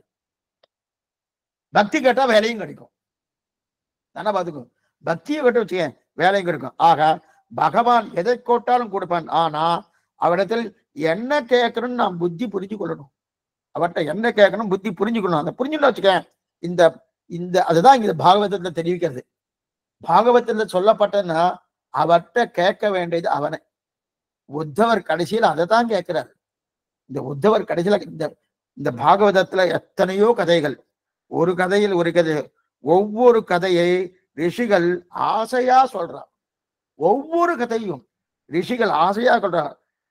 ரெண்டாவது, சொல்றவாளுக்கும் சக்தி இருக்கணும், கேட்கிறவாளுக்கும் சக்தி இருக்கணும். ஆசையா சொல்றார் ஒவ்வொரு கதையும் இந்த பாகவதத்துல. அந்த அப்ப என்னன்னா அத்தனை கதைகள் இந்த பாகவத்துல இருக்கு. கேட்டதை எல்லாம், ரெண்டாவது கேட்டதை எல்லாம் மனசுல தரிக்கணும். மதுரை கவியார் சொன்னனும், நிற்கப்பாடி என் நெஞ்சுள் நிறுத்தினான் மிக்க வேதியர் வேதத்தின் உட்பொருள் நிற்கப்பாடி என் நெஞ்சுள் நிறுத்தினான். நான் தங்கு மனம் நீ எனக்கு தா. தனியில பிரார்த்திக்கிறோமனோ திருவாரூர் தனியில. அப்ப இந்த கதையெல்லாம் தெரிஞ்சுக்கணும், கதையெல்லாம் கேட்கணும், கேட்டது மனசுல தரிக்கணும். தரிக்கும்படியான தன்மை கொடுக்கணும்னா அதன் பின்பு அது அனுஷ்டானம் கொண்டு வரணும், கடைபிடிக்கணும். கதையை கேட்டேன் சுவாமி, அது அப்படியே கேட்டுட்டு அப்படியே விட்டுட்டு அது அனுஷ்டானத்தை கொண்டு வரணும். அப்ப கேட்டதை அனுஷ்டானத்தை கொண்டு வரணும். இப்ப பாகவதம் கேட்கிறோமனும், கேட்டு முடிச்சவனே சுவாமி கேட்டுட்டேன் சுவாமி, நன்னா இருக்கு, எத்தனை காலக்ஷேபங்கள் ஆகும்னு அடி எனக்கு தெரியாது, குறைஞ்சபட்சம் ஒரு 30-40 காலக்ஷேபம் ஆகலாம்னு நினைச்சிட்டு இருக்கேன். பகவத் சங்கல்பம், கண்ணனுடைய திருவுள்ள என்னன்னு தெரியாது, நல்லா படிச்சுக்கோ. இப்ப கேட்டுட்டோம், கேட்டு முடிச்ச உடனே ஒத்தொத்தரும் ஒரு 10 பேருக்கு இந்த பாகவத கதையை சொல்லணும். அதுதான் அனுஷ்டானம், அதுதான் கடைப்பிடிக்கிறது. சொல்லணும். சொன்னா என்னதுன்னா கண்ணனுக்கு ஆனந்தம். நம் கதையை சொல்றான், நம்முடைய விஷயத்தை சொல்லிட்டு இருக்கான் அப்படின்னு அவனுக்கு ஆனந்தமானா நம் குடும்பம் சேமமா இருக்க போறது, நமக்கு உஜ்ஜீவனம் கிடைக்க போறது. அவன் ஆனந்தம் தான் எனக்கு புருஷார்த்தம். நன்னா படிச்சுங்கோ, பகவானுடைய ஆனந்தம் தான் புருஷார்த்தம். பகவத் பிரீத்தியர்த்தம், பகவன் முகோல்லாசம், பகவத் கைங்கரிய ரூபம், இதெல்லாம் சங்கல்பம் பண்றத சொல்றோமோ. அப்ப அவன் ஆனந்தம் தரணும். அப்ப நமக்கு எது ஆனந்தம்னா கேட்டதை ஒரு 10 பேர் சொல்லணும். அது மட்டும் இல்ல, கேட்க வந்துட்டேன், கேட்க வந்த உடனே நீங்களும் ஒரு 4-5 பேரை சொல்லிட்டு இருக்கா, எது கேட்டு இருக்கா, பகுதி விஷயமா இருக்கு, ஐக்கியம் வரணும், உட்காருங்க. இது இன்னும் கஷ்டமே இல்லை, ஒன்னும் காசு கொடுக்க வேண்டாம், ஒன்னும் காது கொடுத்தா வரும். செய்யும் கிரிசைகள் கேளீரோ, 2ஆம் பாட்டுல தெரிவிக்கிற ஆண்டாள், வையத்து வாழ்வீர்கள், இந்த வையகத்தை கொண்டாடுறா. ஓ வாழ்ச்சி வையகத்திலேன்றா. அப்பன்னா இங்கதானே கேட்டு இருக்க, பாகவதம் எல்லாம் இங்கதானே இருக்கு. அதனால செய்யும் கிரிசைகள் கேளீரோ, சொன்னால் விரோதம் இது ஆகிலும் சொல்லுவன் கேள்வின்னு ஆழ்வார் தெரிவிக்கிறார் இல்லையா? அப்ப நம்ம பாரத தேசமே என்னன்னா சொன்ன அத்தனையும் நன்னா 10 பேருக்கு சொன்னா அது நன்மை. பாகவத புராணம் நல்லா பார்த்துக்கோ, சம்பிரதாயத்தின்படி சொல்லணும்னாலே அதுக்கு பாகவத சப்தாக விதிப்படி 7 நாட்கள். இது நிறைய பேர் என்கிட்ட கேட்டா 7 நாளும் சொல்லியிருக்கல சுவாமி, நீங்க நிறைய நாள் சொல்லணும்னு சொல்லியிருக்கேன், அந்த மாதிரி இருக்கா அப்படின்னு கேட்டா இருக்கு. அப்படி அடிக்கிறேன் இந்த மாதிரி விஷயத்த சொல்லிட்டு மேற்கொண்டு சொல்லிட்டு தான் வந்துட்டு இருக்கேன். இருக்கு, எத்தனை நாள் வேணா சொல்லலாம், திரும்ப திரும்ப சொல்லலாம், சொன்னத்தையே திருப்பி திரும்பி சொல்லலாம். ஏன்னா நம்ம பார்த்த விஷயத்தையே எத்தனை தடவை பார்த்துட்டு இருக்கோம். இந்த நாடகத்தெல்லாம் என்னைக்கோ பார்த்துருப்போம், 10 தடவை பார்த்துருப்போம். சுவாமி பார்க்கறதுக்கு நல்லா இருக்கு சுவாமி, நிறைய பார்க்கறாளேனோ. அதே போல இது அதை விட இது ரொம்ப முக்கியமான விஷயம். எத்தனை தடவை பார்த்தாலும் பகவானை காணந்து எத்தனை தடவை வேணா சொல்லலாம், தாராளமா சொல்லலாம். ஆனா இதுல ஒரு மரபு என்னன்னா 7 நாட்கள் சொல்ற ஒரு மரபு வச்சுட்டு இருக்கா. சுக்கராச்சாரியர் முதல்ல அப்படிதான் பண்ணார். அந்த மரபை சில பேர் வச்சுட்டு இருக்கா. அதனால அதுவே இருக்கணும்ன்ற அவசியம் கிடையாது, இருக்கணும்ன்ற அவசியம் கிடையாது. ரெண்டாவது, அன்னைக்கு சொல்றவாளுக்கும் ஸ்ரத்த நிறைய இருந்தது, அடியனுக்கு இல்லை. ஓப்பனவா சொல்றேன் இல்லை. ஏன்னா 1.5 மணி நேரம் தான் ஒரு நாள் காலட்சேபம். இப்ப என்னென்ன ஒரு நாள்ல 7 நாள்னா என்னென்ன சொல்லணும்னு பின்னாடி சொல்றேன். சொல்லி முடிச்ச உடனே உங்களுக்கு தோணும் 7 நாள்ல என்னமா சுவாமி சொல்ல முடியும் அப்படி தோணும். ஆனா அந்த காலத்துல சொன்னான்னா 6 மணி நேரம் சொல்றா, 5 மணி நேரம் சொல்றா. ஒண்ணு. ரெண்டாவது, அந்த காலத்துல யாரும் கோச்சிக்க வேண்டாம், சொல்றவாளுக்கு நிறைய சாமர்த்தியம் இருந்தது, கேட்கிறவாளுக்கு நிறைய சாமர்த்தியம் இருந்தது. பிரியத்துக்காக சொன்னேன். படியை சொல்லிட்டு இருக்கேன்னா ஒரு விஷயத்த 1 மணி நேரம் சொல்றேன் வச்சுக்கேன், அன்னைக்கு இருக்கக்கூடிய அதிகாரிகள் காலட்சேபதிகள் அடியன் சொன்ன 1 மணி நேரம் விஷயத்துல 10 நிமிஷம் முடிச்சிருவா. அதே போல இப்ப கேட்கிறவா இருக்கா இல்லையா, 1 மணி நேரத்துல கேட்டு இருக்கா வச்சுக்கேன், அன்னைக்கு இருந்த கேட்கிறவா கேட்கிறவாள் அடியன் குறை சொல்லன்னு முதலே சொல்லிட்டேன், அடியனுக்கு தான் ஞானம் குறைவு. அப்படி இருக்கச்சுது அன்னைக்கு இருக்கிறவாள்லாம் 10 நிமிஷத்துல அதை கேட்டு முடிச்சுக்குவா. அந்த அளவுக்கு ஞானங்கள் நிறைய இருந்தது. அதனால எனக்கு ஒரு சப்தாகம் வச்சுட்டு இருந்தா. இன்னைக்கு அதான் ரொம்ப குறைஞ்சு போயிடுது. மேற்கொண்டு ஒரு நாளைக்கு எவ்வளவு சொல்லணும், 7 நாள்ல 7 அப்படின்னு ஒரு கணக்கே போட்டு வச்சிருக்கா. அந்த கணக்கு சொல்றச்சே என்னமா சுவாமி சொல்ல முடியும் நீங்களே நினைச்சுங்க. சரி, இப்ப இது 7 நாள் பாராயணம்னு வச்சுட்டு இருக்கா. 7 நாள் பாராயணம் தானமா பண்ணலாம். என்ன பாத்துக்கோ, பாகவத சப்தாகம் 7 நாள் பாராயணம் பண்ணலாம். பாகவத காலட்சேபம்ன்றது கொஞ்சம் சிரமம் தான் சுவாமி. இப்ப சமீபத்துல நிறைய பேர் பண்ணியிருக்காளேன்னா, பண்ணியிருக்கா இல்லைன்னு சொல்லல, பண்ணியிருக்கா, தாராளமா பண்ணலாம். அவளுக்கு சாமர்த்தியம் இருக்கு, அடியனுக்கு அந்த சாமர்த்தியம் இல்லை, அப்படிதான் சொல்ல முடியும். எது சொல்லணும்னா அவ பாராயணம் தாராளம் பண்ணலாம். அத்தனையும் இது. ரெண்டாவது, இத பண்ண என்னன்னா நமக்கு உயர்ந்த கதியை கொடுக்கிறது. உயர்ந்த கதியிற்கு அவர்களுக்கு இருக்கக்கூடிய பாவங்கள் அத்தனையும் தொலைந்து எந்தெந்த ஆத்மா எந்தெந்த சொர்க்க கதி என்ன, உயர்ந்த கதி என்ன, அந்தந்த கதிக்கு போகக்கூடிய தன்மை அந்தந்த ஆத்மா கிடைக்கிறது. அது மட்டுமல்ல, இன்னொன்னு என்னன்னா, பாகவத புராணம் கேட்டபடியாலே பக்தி என்ற பெண்ணுக்கு ஒரு சிறப்பு நடந்து இருக்கா. பக்தின்னு ஒரு மேல அந்த சரித்திரம் வரும்போது சரித்திரம் வச்சு சொல்றேன், சிறப்பு நடந்திருக்கான். பாகவத புராணம் கேட்டபடியாலே முக்தியே கிடைக்கிறது.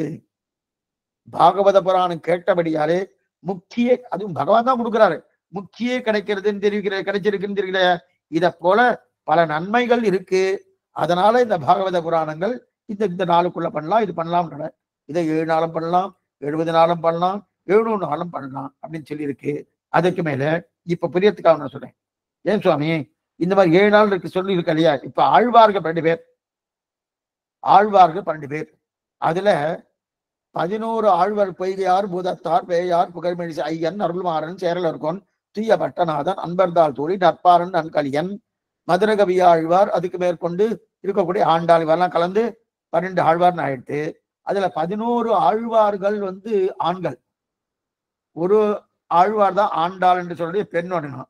ஆனா இத்தனை பண்ணினா கூட நல்லா பாருங்க, இத்தனை பண்ணினா கூட இந்த 12 ஆழ்வார்களுக்குள்ளேயே ஆண்டாள் பெண்ணான ஆழ்வாரான ஆண்டாள் பாடின திருப்பாவைக்கு இருக்கக்கூடிய வைபவம் வேற எந்த கிரந்தத்துக்குமே கிடையாது. அதுவும் இப்ப மார்கழி தனுர்மாசம் திருப்பாவைக்கு இருக்கக்கூடிய வைபவம் வேற எதுக்குமே கிடையாது. அதே போல பாகவதத்துக்கு இருக்கக்கூடிய வைபவம் வேற எந்த புராணத்துக்கும் கிடையாது. கண்ணன் அதுல உட்கார்ந்து இருக்கார். ஒவ்வொரு சப்தத்துக்குள்ளேயும் கண்ணன் உட்கார்ந்து இருக்கார். பாகவத சப்தம், இந்த சப்தங்கள் இருக்கு இல்லையா, அந்த அந்த ஸ்லோகங்கள், அந்த ஸ்லோகத்துக்குள்ள நான் இருக்கேன். பின்னாடி வரைச்ச சொல்றேன் எப்படி அவர் அங்க இருக்காரு, என்னமா வந்தார், எப்படி வந்தாருன்னு அப்ப வரைச்ச சொல்றேன். இது சொல்ல வந்தேன்னா, அப்படி எத்தனைதான் எதை இருந்தாலும் பாருங்க, இந்த திருப்பாவைக்குன்னு ஒரு மாசமே ஏற்பட்டிருக்கு. திருவாய்மொழிக்குன்னு ஒரு மாசம் இருக்கா? சாமி, நீங்க தான் கிட்டத்தட்ட ஆழ்வார போல கிடையாதுன்னு நீங்க சொல்லிட்டே இருந்திருக்கேன். இப்ப பல்ட்டி அடிச்சுட்டு அப்படியே பல்ட்டி அடிச்சு திருப்பா வந்த உடனே ஆண்டாள்னு சொல்லிட்டு இருக்கிறேன்னா, யாராருக்கு என்னென்ன வைபவம் இருக்கோ அந்தந்த வைபவத்தை சொல்லித்தான். வேதம் அனைத்துக்கும் வித்தாகும் கோதை தமிழ், அதுல எந்த சந்தேகமும் கிடையாது. எதுக்கு சொல்ல வந்தேன்னா, அப்ப ஒண்ணு வேண்டாம், நீங்க போய் யாராவது குழந்தைகிட்ட திருப்பாவை தெரியுமா, ஓ தெரியுமே மார்கழி திங்கள் சொல்லுவா. அது மட்டும் இல்ல, இந்த தனுர்மாசம் திருப்பாவைன்னு சொன்னாலே திருப்பாவை மட்டும் இல்ல, கூடயே பொங்கலை கொடுத்துடுறா. காத்தால 6 மணிக்கு கோயிலுக்கு போனோம்னு வச்சுங்க, பொங்கலை ஓகோன்னு கொடுத்துரு. இதெல்லாம் ஏற்பாடு பண்ண சுவாமி ராமானுஜர். பொங்கல் கொடுத்தாலும் பொங்கல் கொடுக்கறது மட்டும் இல்ல, டெய்லி பொங்கல் உண்டு. கூடவே ஒவ்வொரு பாசுரத்துக்கு தகுந்தாப்பல அந்தந்த பாசுரத்துக்கு தகுந்தாப்பல பிரசாதம் வேற மாறும். புரியத்துக்காக சொல்றேன். இந்த பொங்கலே சாப்பிட்டு இருந்தா பெருமாளுக்கு ஒரு பித்த மாதிரி ஏதோ ஒரு வந்துருமோன்றதுக்காக மிளகு சாதம் பண்ணுவா. நடுவில் 2-3 நாள் மிளகு சாதம் பண்ணுவா. பொங்கலோடு மிளகு சாதம். அந்த அன்னைக்கு பொங்கல் கிடையாது போட்டுருக்கு, மிளகு சாதம் மட்டும்தான் இருக்கணும். அதுல அதுக்கு மிளகோரைன்னு பேரு. அந்த மிளகு சாதம் பண்ணுவா. அது உந்து மதுகளுக்கு பாசனம் வந்துருச்சுன்னா புளியோதரை அன்னைக்கு உண்டு. அதுவும் கூடார வெள்ளிகள் பாசனம் வந்துச்சுன்னா சக்கரமங்கல் அக்கார வடிசல் அன்னைக்கு உண்டு. அதற்கு மேற்கொண்டு கறவைகள் பின் பாசனம் வந்துச்சுன்னா தத்தியோன்னு அன்னைக்கு உண்டு, பச்சடி உண்டு. எதுக்கு சொல்ல வந்தேன்னா, இந்த மாதிரி பிரசாதம் கூட சேர்த்து கொடுக்குறாரனோ, இந்த கோயில் இதெல்லாம் கொடுக்குறாரனோ, அப்ப 30 நாள் சேர்த்து கொடுக்குறாரனோ, இந்தந்த வசதி நான் பண்ணிருக்காரனோ, அப்ப அந்த பாத்திரத்தை தந்த போறாப்ப 30 நாள் பொங்கலோடு கொடுக்குறாரனோ. எத்தனைதான் 4000 திவ்ய வைபவம் இருந்தாலும் திருப்பாவுக்கு உண்டான வைபவம் இருக்கு இல்லையா? அதனாலதான் அதே போலதான் இந்த பாகவதத்துக்கு உண்டான வைபவம் தனி. அதே போல இந்த 7 நாள் இந்த சப்தாகம் வச்சுட்டு இருக்கா இல்லையா, அதே போல ஸ்ரீராமாயணத்துக்கு இருக்கு நவாகம்னு வச்சுட்டு இருக்கா. அப்ப நவாகம்னா 9 நாட்கள், 9 நாள் அப்படின்னு வச்சுட்டு இருக்கா இல்லையா. 9 நாட்கள ராமாயணம் கேட்கறதுன்னு ஒரு பிரக்கிரியை வச்சுட்டு இருக்கா. அதுவும் உண்டு. அப்ப 9 நாள் தான் கேட்கணும் போல் இருக்கு, அதுக்கு மேல கேட்கப்படாதுன்னு அப்படின்னு அர்த்தம் இல்லை. அது ஒரு பிரிவா வச்சுருக்கா, பெரியவா நீ பண்ணியிருக்கா. ஏன்னா அவளுக்கு ருச்சியே உண்டு. ஒண்ணுமில்லை சுவாமி, பிரியத்துக்காக சொன்னேன். இப்போ 30 நாள் திருப்பாவும் சொன்னோம்னு, 30 நாள் திருப்பாவுன்னா தனுர்மாசம் 30 நாளா எல்லாம் வந்துருவா. திருவாய்மொழி 1102 பாசுரங்கள், ஒவ்வொரு நாள் ஒவ்வொரு பாசுரம் நீங்க வாங்கன்னு சொன்னா அப்படின்னு தான் இருக்கணும், வேற யாரும் இருக்க மாட்டான். என்ன சுவாமின்னா, என்ன சுவாமி 1102 பாசுரம்னா கிட்டத்தட்ட 2.5 வருஷத்துக்கு மேல போறது. யார் சுவாமி வருதுன்னா அப்ப குறைச்சலாம் தான் வந்துடுறாருனோ. அதனால்தான் 7 நாளும் வந்திருக்கா. புரியுதா? ஏன் 7 நாள் பண்ணா? இதுதான் காரணம். அதிகமா நாள் வந்துருச்சுன்னு வச்சுக்க, என்னைக்குமே காலட்சேபம். இன்னைக்கு புஸ்தகங்கள் போடுறது எப்படி நம்ம போட்டு இருக்கா, ஒரு 10 வரி வந்துருச்சுன்னா உடனே அதுக்கு ஒரு ஹெட்லைன் கொடுக்கணும், அதுக்கு தலைப்பு ஒண்ணு கொடுக்கணும். தலைப்பு கொடுத்துட்டு அடுத்த தலைப்புக்கு போனாதான் நல்லா எழுதியிருக்கார் சுவாமி அப்படின்றா. அந்த காலத்துல நீங்க புஸ்தகத்தெல்லாம் எடுத்து பார்த்தீங்கன்னா, ஆரம்பிச்சா முதல் நுட்பத்தில் ஆரம்பிச்சனா காப்புள்ளி அரைப்புள்ளி எதுவுமே இருக்காது. 15 பக்கம் கழிச்சு தான் ஒரு புள்ளி போட்டிருப்பா. என்ன சுவாமி ஒரே வழியா படிக்க முடியுமானா, அந்த காலத்துல அப்படிதான் எழுதிட்டு இருப்பா. அந்த காலத்துல அந்த அளவுக்கு ஞானம் இருந்தது. இன்னைக்கு ஞானம், அதனாலதான் ராமாயணம் நவாகன்னு ஒரு வசதி வச்சுட்டு இருக்கா, ஒரு விதி உண்டு. நவாகன்னு ஒரு வச்சுட்டு இருக்கா 9 நாட்கள்ல. அதே போல 7 நாட்கள் பாவதம் கேட்கறது, 7 நாள் விதி ரொம்ப நாளா இருக்கக்கூடியது. அப்ப இதுல முதல் நாள் முடியும் போது இப்ப பாருங்க, ஒவ்வொரு நாளுக்கும் என்னன்னு சொல்றேன். 7 நாள் சொன்னேன். 7 நாள்ல ஒவ்வொரு நாளும் என்னென்ன நடக்கிறது, என்னன்னு 7 நாள் விதி ரொம்ப நாளா இருக்கு. இதில் முதல் நாள் முடியும் போது என்னென்ன பண்ணணும், பாகவதத்தை என்னென்ன சொல்லணும் பார்க்கணும். மனு கர்தமத சம்பாதம் வரையில பேசணும். மனு பகவானுடைய கர்தமத சம்பாதம் வரையும் பேசணும். 7 நாட்கள் என்னென்ன பார்க்கணும். முதல் நாள் மனு கர்தமத சம்பாதம், 2ஆம் நாள் ஆதி ஜடபரதர் உபாக்கியானம், 3ஆம் நாள் நரசிம்ம அவதார சரித்திரம் முழுக்க கேட்கணும். அதுவும் 7வது ஸ்கந்தம் இருக்கு இல்லையா, 7வது ஸ்கந்தம் வரை முடிக்கணும். இது 3ஆம் நாளே முடிக்கணும், 7வது ஸ்கந்தம் வரை. 4ஆம் நாள் வந்து கண்ணனோட அவதாரங்களை பூர்த்தியா சொல்லணும். பண்ண முடியுமா? பூர்த்தியா சொல்லணும். 5ஆம் நாள் வந்துன்னா கிருஷ்ண சேட்டிதங்கள், அவதாரம் வேறு, சேட்டிதங்கள் வேறு. அந்த கிருஷ்ண சேட்டிதங்கள் முடிஞ்சுன்னு சொல்லி ருக்மணி கல்யாணம் வரைய சொல்லணும். இது 5ஆம் நாள். 6ஆம் நாள் என்ன சொல்லணும்னா 11வது ஸ்கந்தத்துல பகவான் அம்சவதாரம் பண்ணார். அன்னமாய் முனிவரோடு அமரரேத்தனு அம்சவதாரம் பண்ணாருன்னா அந்த அம்ச அவதாரம் பண்ணி அவர் உபதேசம் வரையில் கடைசியில 7ஆம் நாள் பரிணாம சந்தத்தின் முடிவரை 7 நாட்கள் இன்னும் சொல்லணுமோனோ இதெல்லாம் எழுதி வச்சிருக்கா. இது சொல்றதுக்கே இத்தனை நாள் இருக்குன்னா அநேகமா இது பூர்ணமா அனுபவிக்க முடியினாலும் அனுபவிக்க முடியும்னா அங்கங்க கொஞ்சம் தொட்டு தொட்டு போக வேண்டிய ஒரு நிர்பந்தம் தான் ஏற்படும். அப்படின்னு சொல்றது 1.5 மணி நேரம், ஒரு நாளைக்கு 1.5 மணி நேரம். அப்ப மொத்தமா எத்தனை மணி நேரம் கிடைக்கிறது? 10.5 மணி நேரம் தான் கிடைக்கிறது. 7 நாள் வச்சுட்டு இருக்கோம், ஒரு நாளுக்கு 1.5 மணி நேரம். அப்ப 7 நாளுக்கு 7 மணி நேரம், அரையும் 7ஆல பிரிக்கணும்னா 3.5 மணி நேரம். அப்ப 7 3 10.5 மணி நேரம். 10.5 மணி நேரக்குள்ள பாகவத சப்தாகம் பூர்த்தி பண்ண முடியுமான்னு நீங்களே கொஞ்சம் யோசனை பண்ணி பாருங்க. சொன்னா நல்லா இருக்குமே சுவாமினா, அடியேன் பாகவதத்தை சொன்னேன் சொல்லிக்கலாம், நீங்க பாகவதம் கேட்டு சொல்லிக்கலாம். என்ன சொன்னார் சுவாமி? நீ தலை சொல்ல வேண்டியதான். அடியங்கிட்ட வந்து நீங்க என்ன சொன்னேன்னு சொன்னேன் சுவாமி, என்ன சொன்னேன்னு எனக்கு ஞாபகம் எதா இருந்தா எத்தனை சொல்றேன். ஏன்னா எதை விடணும்னு பார்க்கணுமே தவிர எதை சொல்லணும்னு வராது.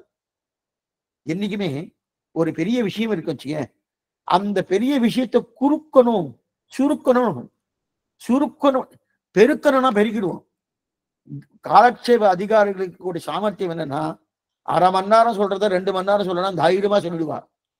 1/2 மணி நேரம் சொல்றது 1/2 நிமிஷத்துல சொல்லுன்னா எப்படி சுவாமி சொல்றது, எதை விடுறதுன்னு பாப்பா.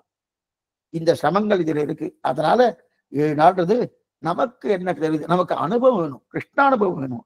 அந்த கிருஷ்ணானுபவத்துக்காக நம்ம சொல்லிட்டு இருக்கோம் அப்படின்னு சொல்லிக்கிறா. அப்ப கேட்கிறவருக்கும் திட்டத்தை அப்ப இதெல்லாம் என்னது? அப்ப 12ஆம் ஸ்கந்தத்தை முடிச்ச உடனே அநேகமா அதை அனுபவித்து கொஞ்சம் துர்லபம் தான். கிருஷ்ண சரித்திரத்தை ஒரே நாள்ல சொல்ல முடியுமா? ஆனா எழுதி வச்சிருக்கு.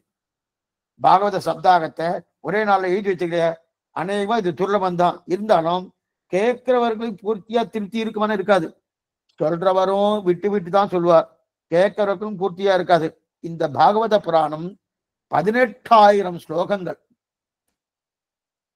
ஏதோ 18,000 ஸ்லோகங்கள் சொல்றது, 12 ஸ்கந்தங்கள்.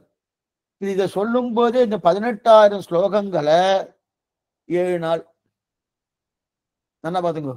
இப்ப ஸ்லோகங்கள் மட்டும் வாசிச்சாலே நல்லா பாத்துக்கோ, ஸ்லோகங்கள் வாசி ஒரு நாளைக்கு எத்தனை ஸ்லோகம் வாசிக்கணும்? 18,000 டிவைடட் பை 7 போட்டா எத்தனை வருது பாத்துங்க. அந்த கணக்கு பாத்துங்க.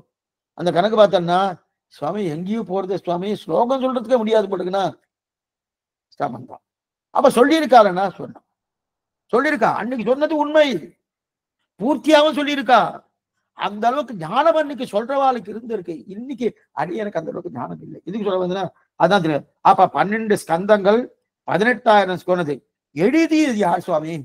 வேதவியாசர். எழுதியது யாருன்னா இந்த பாகவத புராணம் எழுதினது யாரு, எப்படி எழுதினார்னு பின்னாடி சொல்றேன். இவர் வேதவியாசர் தான் பண்ணார். இவாளுக்கு ஒரு குரு பரம்பரை இருக்கு. நமக்கு குரு பரம்பரை இருக்கணும். லக்ஷ்மிநாத சமாரம்பாம் நாதயாமன மத்தியமாம் அஸ்மத் ஆச்சாரிய பரியந்தாம் வந்தே குரு பரம்பராம்னு சொல்றோமோ. வேதவியாசருக்கு ஒரு குரு பரம்பரை இருக்கு. அந்த குரு பரம்பரையை நம்ம நிச்சயம் சொல்றோம்.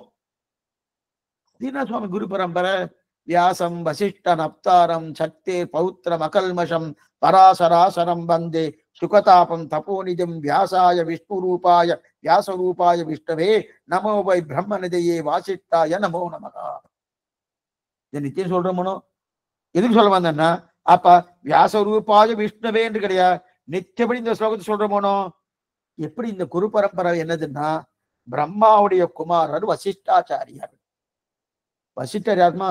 பிரம்மாவுடைய நேரடியான புத்திரர், பிரம்மாவின் குமாரர் வசிஷ்டாச்சாரியர். இவர் எப்படிப்பட்டவர்னா ராமன் மனு முதலானவருக்கெல்லாம் இவர்தான் குலகுரு. இஸ்வாகு வம்சத்துக்கே குலகுரு யாருன்னா வசிஷ்டாச்சாரியர் தான். இவர் தான் இஸ்வாகு வந்து குலகுரு.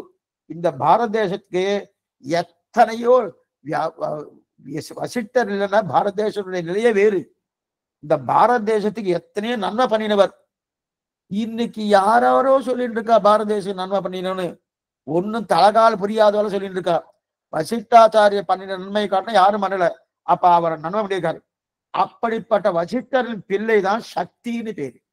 வியாசம் வசிஷ்ட நப்தாரம் சக்திர் பௌத்திரம கல்வசம். வியாசருடைய பிள்ளைக்கு சக்தின்னு பேரு. சக்தியின் குமாரருக்கு பராசரன்னு பேரு. பராசர மகரிஷி தான் விஷ்ணு புராணம் எழுதினார். சாத்விக புராணம் 6 சொன்னோம். அந்த 6ல 1 விஷ்ணு புராணம். அந்த விஷ்ணு புராணத்தை எழுதினவரே பராசர மகரிஷி. அவர் தான் பராசரர். அந்த பராசருடைய குமாரர் தான் வேதவியாசர். அப்பன்னா என்ன தெரியாது?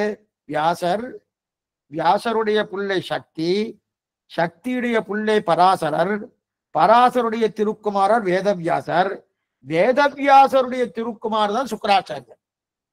வியாசம் வசிஷ்ட நப்தாரம் சக்திர் பௌத்திரம் அகல்மஷம் பராசராசரம் வந்தே சுகதாபம் தபோரிஜம் அப்படின்னு தெரியாது. இப்படி எப்பேற்பட்ட பரம்பரை அப்படின்னு தெரிவிக்கிறா இல்லையா? சில பேருக்கெல்லாம் அப்பாவால பிள்ளைக்கு நல்ல பெருமை கிடைக்கும். சில இடத்துல பிள்ளையால தந்தை மகற்றாற்றும் உதவியும் தந்தை எண்ணோற்றான் கொல்லெனும் சொல். திருவள்ளுவர் பெருந்தகை சொல்றாருன்னு, இவன் தந்தை எண்ணோற்றான் கொல்லெனும் சொல் அப்படின்னு தெரிவிக்கிறாளையா? அப்படி இருக்கு. தந்தையால பிள்ளைக்கு பெருமை வரலாம், பிள்ளையால தந்தைக்கு பெருமை வரலாம். ஆனா இந்த குரு பரம்பரை இருக்கே வியாசம் வசிஷ்டம், தந்தையாலும் பிள்ளைக்கு பெருமை, பிள்ளையாலும் தந்தைக்கு பெருமை. இந்த ரெண்டுமே ஏற்படும்னா ஏற்படாது. ஆனா இங்க ஏற்பட்டிருக்கு பாருங்க. அப்ப அப்பாவால பிள்ளை, பிள்ளையால இருக்கு இல்லையா? அத்தனை பெருமை. தங்களுடைய முன்னோர்களை சொல்லிக் கொள்வது இவாளுக்கு அத்தனை ஆசை. அதனால்தான் அந்த குரு பரம்பரையை தான் நம்ம வச்சிருக்கோம். நாம ஸ்ரீ வைஷ்ணவ சம்பிரதாயத்தை நம்ம ஆச்சாரியில வச்சுன்றதுக்கு என்ன சொன்ன? லக்ஷ்மிநாத சமாரம்பாம் நாதயாமன மத்தியமம். நிச்சயமே இந்த தனியனை சொல்றோம். முன்னோர்கள் சொல்லக்கூடிய தனியன் தான் நம்ம பிரதானம் சொன்னோம். அதனால்தான் இந்த தனியனை வேற மாதிரி இருக்கு. இது நம்ம திருவாய்மொழி காலட்சேபத்தில் பார்த்துருக்கோம். அஸ்மத் குரு சமாரம்பாம் யதிசேகர மத்தியமாம் லக்ஷ்மி வல்லப பரியந்தாம் வந்தே குரு பரம்பராம். இதுவும் உண்டு. ஆனா இது பிரதானமா நம்ம எடுக்கிறது. நம்ம பிரதானமா எடுக்கிறது எதுன்னா லக்ஷ்மிநாத சமாரம்பாம் நாத்தையா. ஏன்னா மேலிருந்து கீழே இறக்குறோம், கீழந்து மேல போலாம். கீழந்து மேல போறதுதான் அஸ்மத் குரு சமாரம்பாம் யதிசேகர மத்தியமாம் லக்ஷ்மி வல்லப பரியந்தாம் வந்தே குரு பரம்பராம்னு இருக்கு இல்லையா? இது உண்டு. சரி இருக்கட்டும். அப்படி இருக்கச்சு இவாளுக்கு அவ்வளவு ஆசை. தங்களுடைய முன்னோர்களை சொல்லிக் கொள்வது அத்தனை ஆசை இவர்களுக்கு. இவர்கள் யாருமே தங்களுக்குன்னு வாழ்ந்தவா கிடையாது. இவெல்லாம் தங்களுக்காக வாழ்ந்திருக்காருன்னா தங்களுக்காக வாழ்ந்தவாலே கிடையாது. இவரெல்லாம் என்ன சொல்றா? உலக நன்மைக்காக, லோக உஜ்ஜீவனம், லோக உஜ்ஜீவனுக்காக, உலக நன்மையேக்காகவே வாழ்ந்தவா. அதுதான் ரிஷிகளுக்கே இருக்கக்கூடிய பெருமை. இதுதான் பாரத தேசத்துக்கு இருக்கக்கூடிய. இந்த மாதிரி வேற எந்த தேசமும் கிடையாது. பாரத தேசத்தை போல வேற இன்னைக்கு எந்த தேசம் வேணா போலாம். கர்மபூமி அது வேற விஷயம். ஆனா இன்னைக்கு இது நிறைய இதெல்லாம் வேற்று தேசத்தால் வந்தபடியாதான் இதெல்லாம் மூடப்படுது. அப்படியே சேறு போட்டு மூடுற மாதிரி மூடின்னு இருக்கா. ரொம்ப தவறான கருத்து. ரிஷிகள் எத்தனை உதவி பண்ணியிருக்கா தெரியுமா? எத்தனை நன்மைகள் தெரியுமா இந்த பாரத தேசத்துக்கு? அத்தனை பண்ணிருக்கா இல்லையா? அந்த பெருமை தெரிஞ்சு கொண்டாதான் நாம என்ன பண்ணணும்? அவர் சொன்னதை நம்பி பின்பற்றணும். நமக்காக வாழ்ந்திருக்கா, தனக்காக வாழவே இல்லை. எந்த ரிஷிகளுமே, வியாசராகட்டும், சுக்கராச்சாரியா ஆகட்டும், சக்தி ஆகட்டும், பராசர மகரிஷி ஆகட்டும், வசிஷ்டர் ஆகட்டும், இவெல்லாம் தனக்காக இருந்தாலும் கிடையவே கிடையாது. தனக்காக கிடையாது, நமக்காக இருந்தா இல்லையா? இன்னைக்குமே நமக்காக ஒருத்தர் இருந்தா அவளை நம்பணும்.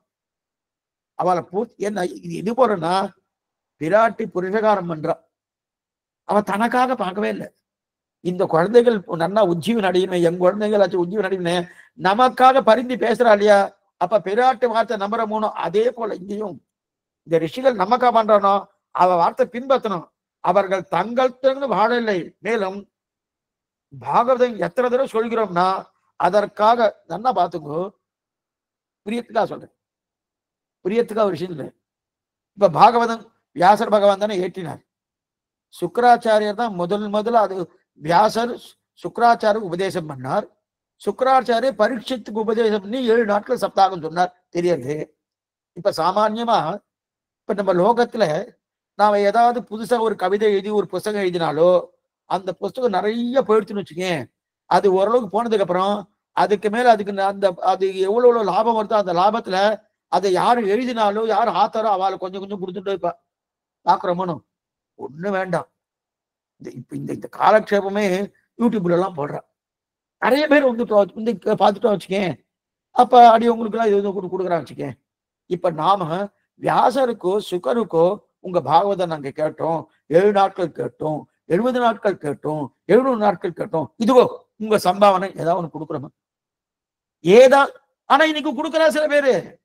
இன்னைக்கு அதுக்குன்னு நிறைய சேனல்ஸ் எல்லாம் இருக்கு.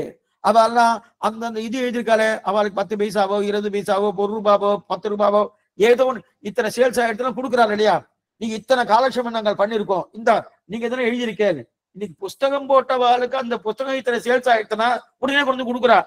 ஏதாவது கொடுக்குறாருன்னா ஒண்ணும் கொடுக்கல, ஒரு சம்பாவனை கேட்கல. ஆனா ஒரு சம்பாவனை கேட்கறா. இப்பதான் கேட்க மாட்டேன்னு சொன்னீங்க சுவாமி, கேட்கறதுன்னு ஒரு சம்பாவனை கேட்கிறார். என்ன சம்பாவனை கேட்கிறேன்னா, ஒரு தடவை சொல்லிட்டீங்கனோ, ஆமா சுவாமி ஒரு சம்பாவனை கொடுங்க. சுவாமி கேட்க மாட்டேன்னு சொன்னேன், இப்ப சம்பாவனை கொடுங்க, 2வது தடவை சொல்லுங்க. இதுதான் சம்பாவனை. ஒரு தடவை சொல்லிட்டீங்கனோ மறுபடியும் 2வது தடவை சொல்லு. அவ கேட்கக்கூடிய சம்பாவனை இதுதான். இப்ப நாம தான் என்ன பண்ணுவோம், ஓ இத்தனை தூரம் இதெல்லாம் வித்திருக்கேலே, என் பங்க கொடு, என் பங்கு வரணுமோனோ. இப்ப வியாசரோ சுகரோ அதே போல இருக்கக்கூடிய விசிஷ்டாச்சாரியரோ பராசர மகரிஷியோ விஷ்ணு புராணத்தை எத்தனை தடவை வாசிச்சுப்போம், சுக்கராச்சார பாகவதத்தை எத்தனை தடவை கேட்டிருப்போம். ஒருத்தராக கேட்டுக்கலாம், ஒருத்தர் கிடையாது. ஆனா கேட்கிறா 2வது சொல்லு, 2வது சொல்லணும், 3வது. இதைத்தான் சூடு கொடுத்த நாச்சியார் பண்றா. என்ன பண்ணா தெரியுமா? நேருக மதுரை கள்ளழகர். அந்த கள்ளழகிட்ட போனான்னா அவன் இருந்த இடத்துல இருந்து அகரவே இல்லை. நம்மாழ்வார போல நம்மாழ்வார் அந்த புளிய மரத்தை விட்டு நகரல. ஆனா இவ அந்த ஊர்ல நகர்ந்துட்டுதான் இருக்கா. ஆனா அந்த ஊரை தாண்டி போகவே இல்லை. இங்கிருந்து என்ன படிக்கிறா? நாறு நரும் பொழில் நாளிரும் சோழ நம்பிக்கு நான் 100 தடா வெண்ணை வாய்நேர்ந்து பராவி வைத்தேன், 100 தடா நிறைந்த அக்கார வடிசில் சொன்னேன், ஏறு திருவடியா இன்று வந்து கொள்ளுங்களோ. ஏ கிருஷ்ணா, நான் உனக்கு யாரை காட்டுக? அந்த திருமாலிருஞ்சோழ அழகரம்பெருமான் பரமசுவாமின்னு பேரு, மூலவருக்கு பரமசுவாமின்னு பேரு, உற்சவருக்கு சுந்தரத்தோளுடையான். ஆச்சரியமா இருக்கும். அந்த திருமேனி சேவிச்சாலே ஆச்சரியமான திருமேனி. இன்னைக்கும் அந்த இதா இருந்து துவாதசிக்கு தீர்த்தம், ஒரு தீர்த்தம் ஆச்சரியமா சிலம்பாறு.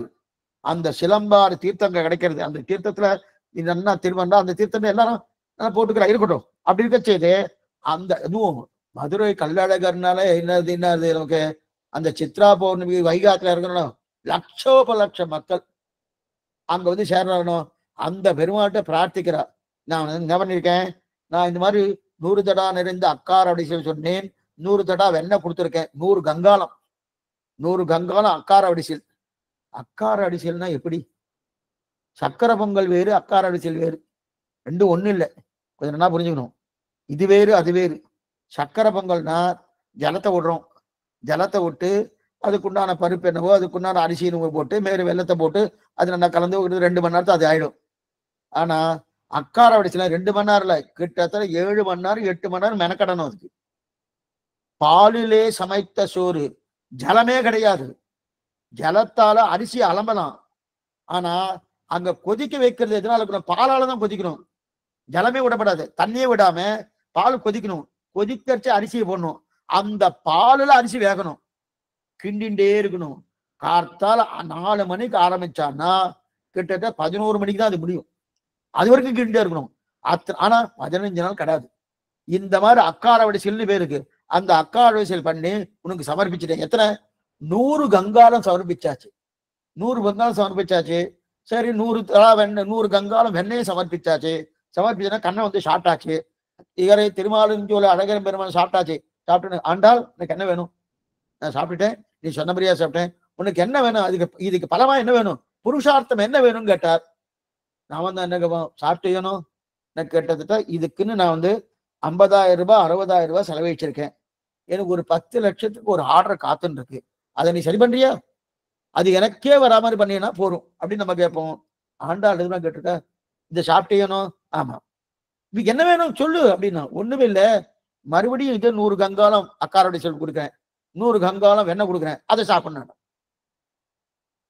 அழகர பெருமான் கேட்கிறார், அதைத்தான் கொடுத்தையே, நான் தான் சாப்பிட்டேனே, சாப்பிட்டதுக்கு அப்புறம் என்ன வேணும்னு கேட்டா திருப்பி இதையே கொடுக்குறேன். ஆமா இதை கொடுக்குறேன், இதை சாப்பிடுனாரு.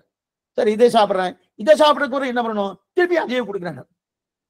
100 தடா நிறைந்த அக்கார வடிசில் சொன்னேன், ஏறு திருவடியா இன்று வந்து வை கொள்ளுங்களோ, இன்று வந்து இது இத்தனையும் அமுது செய்திட பெறில் நான் ஒன்னும் 100,000 கொடுத்து பின்னும் ஆளும் செய்வன். மேற்கொண்டு மேற்கொண்டு 100 கொடுத்துட்டே இருப்பேன், நீ சாப்பிட்டுட்டே இருக்கிறான்.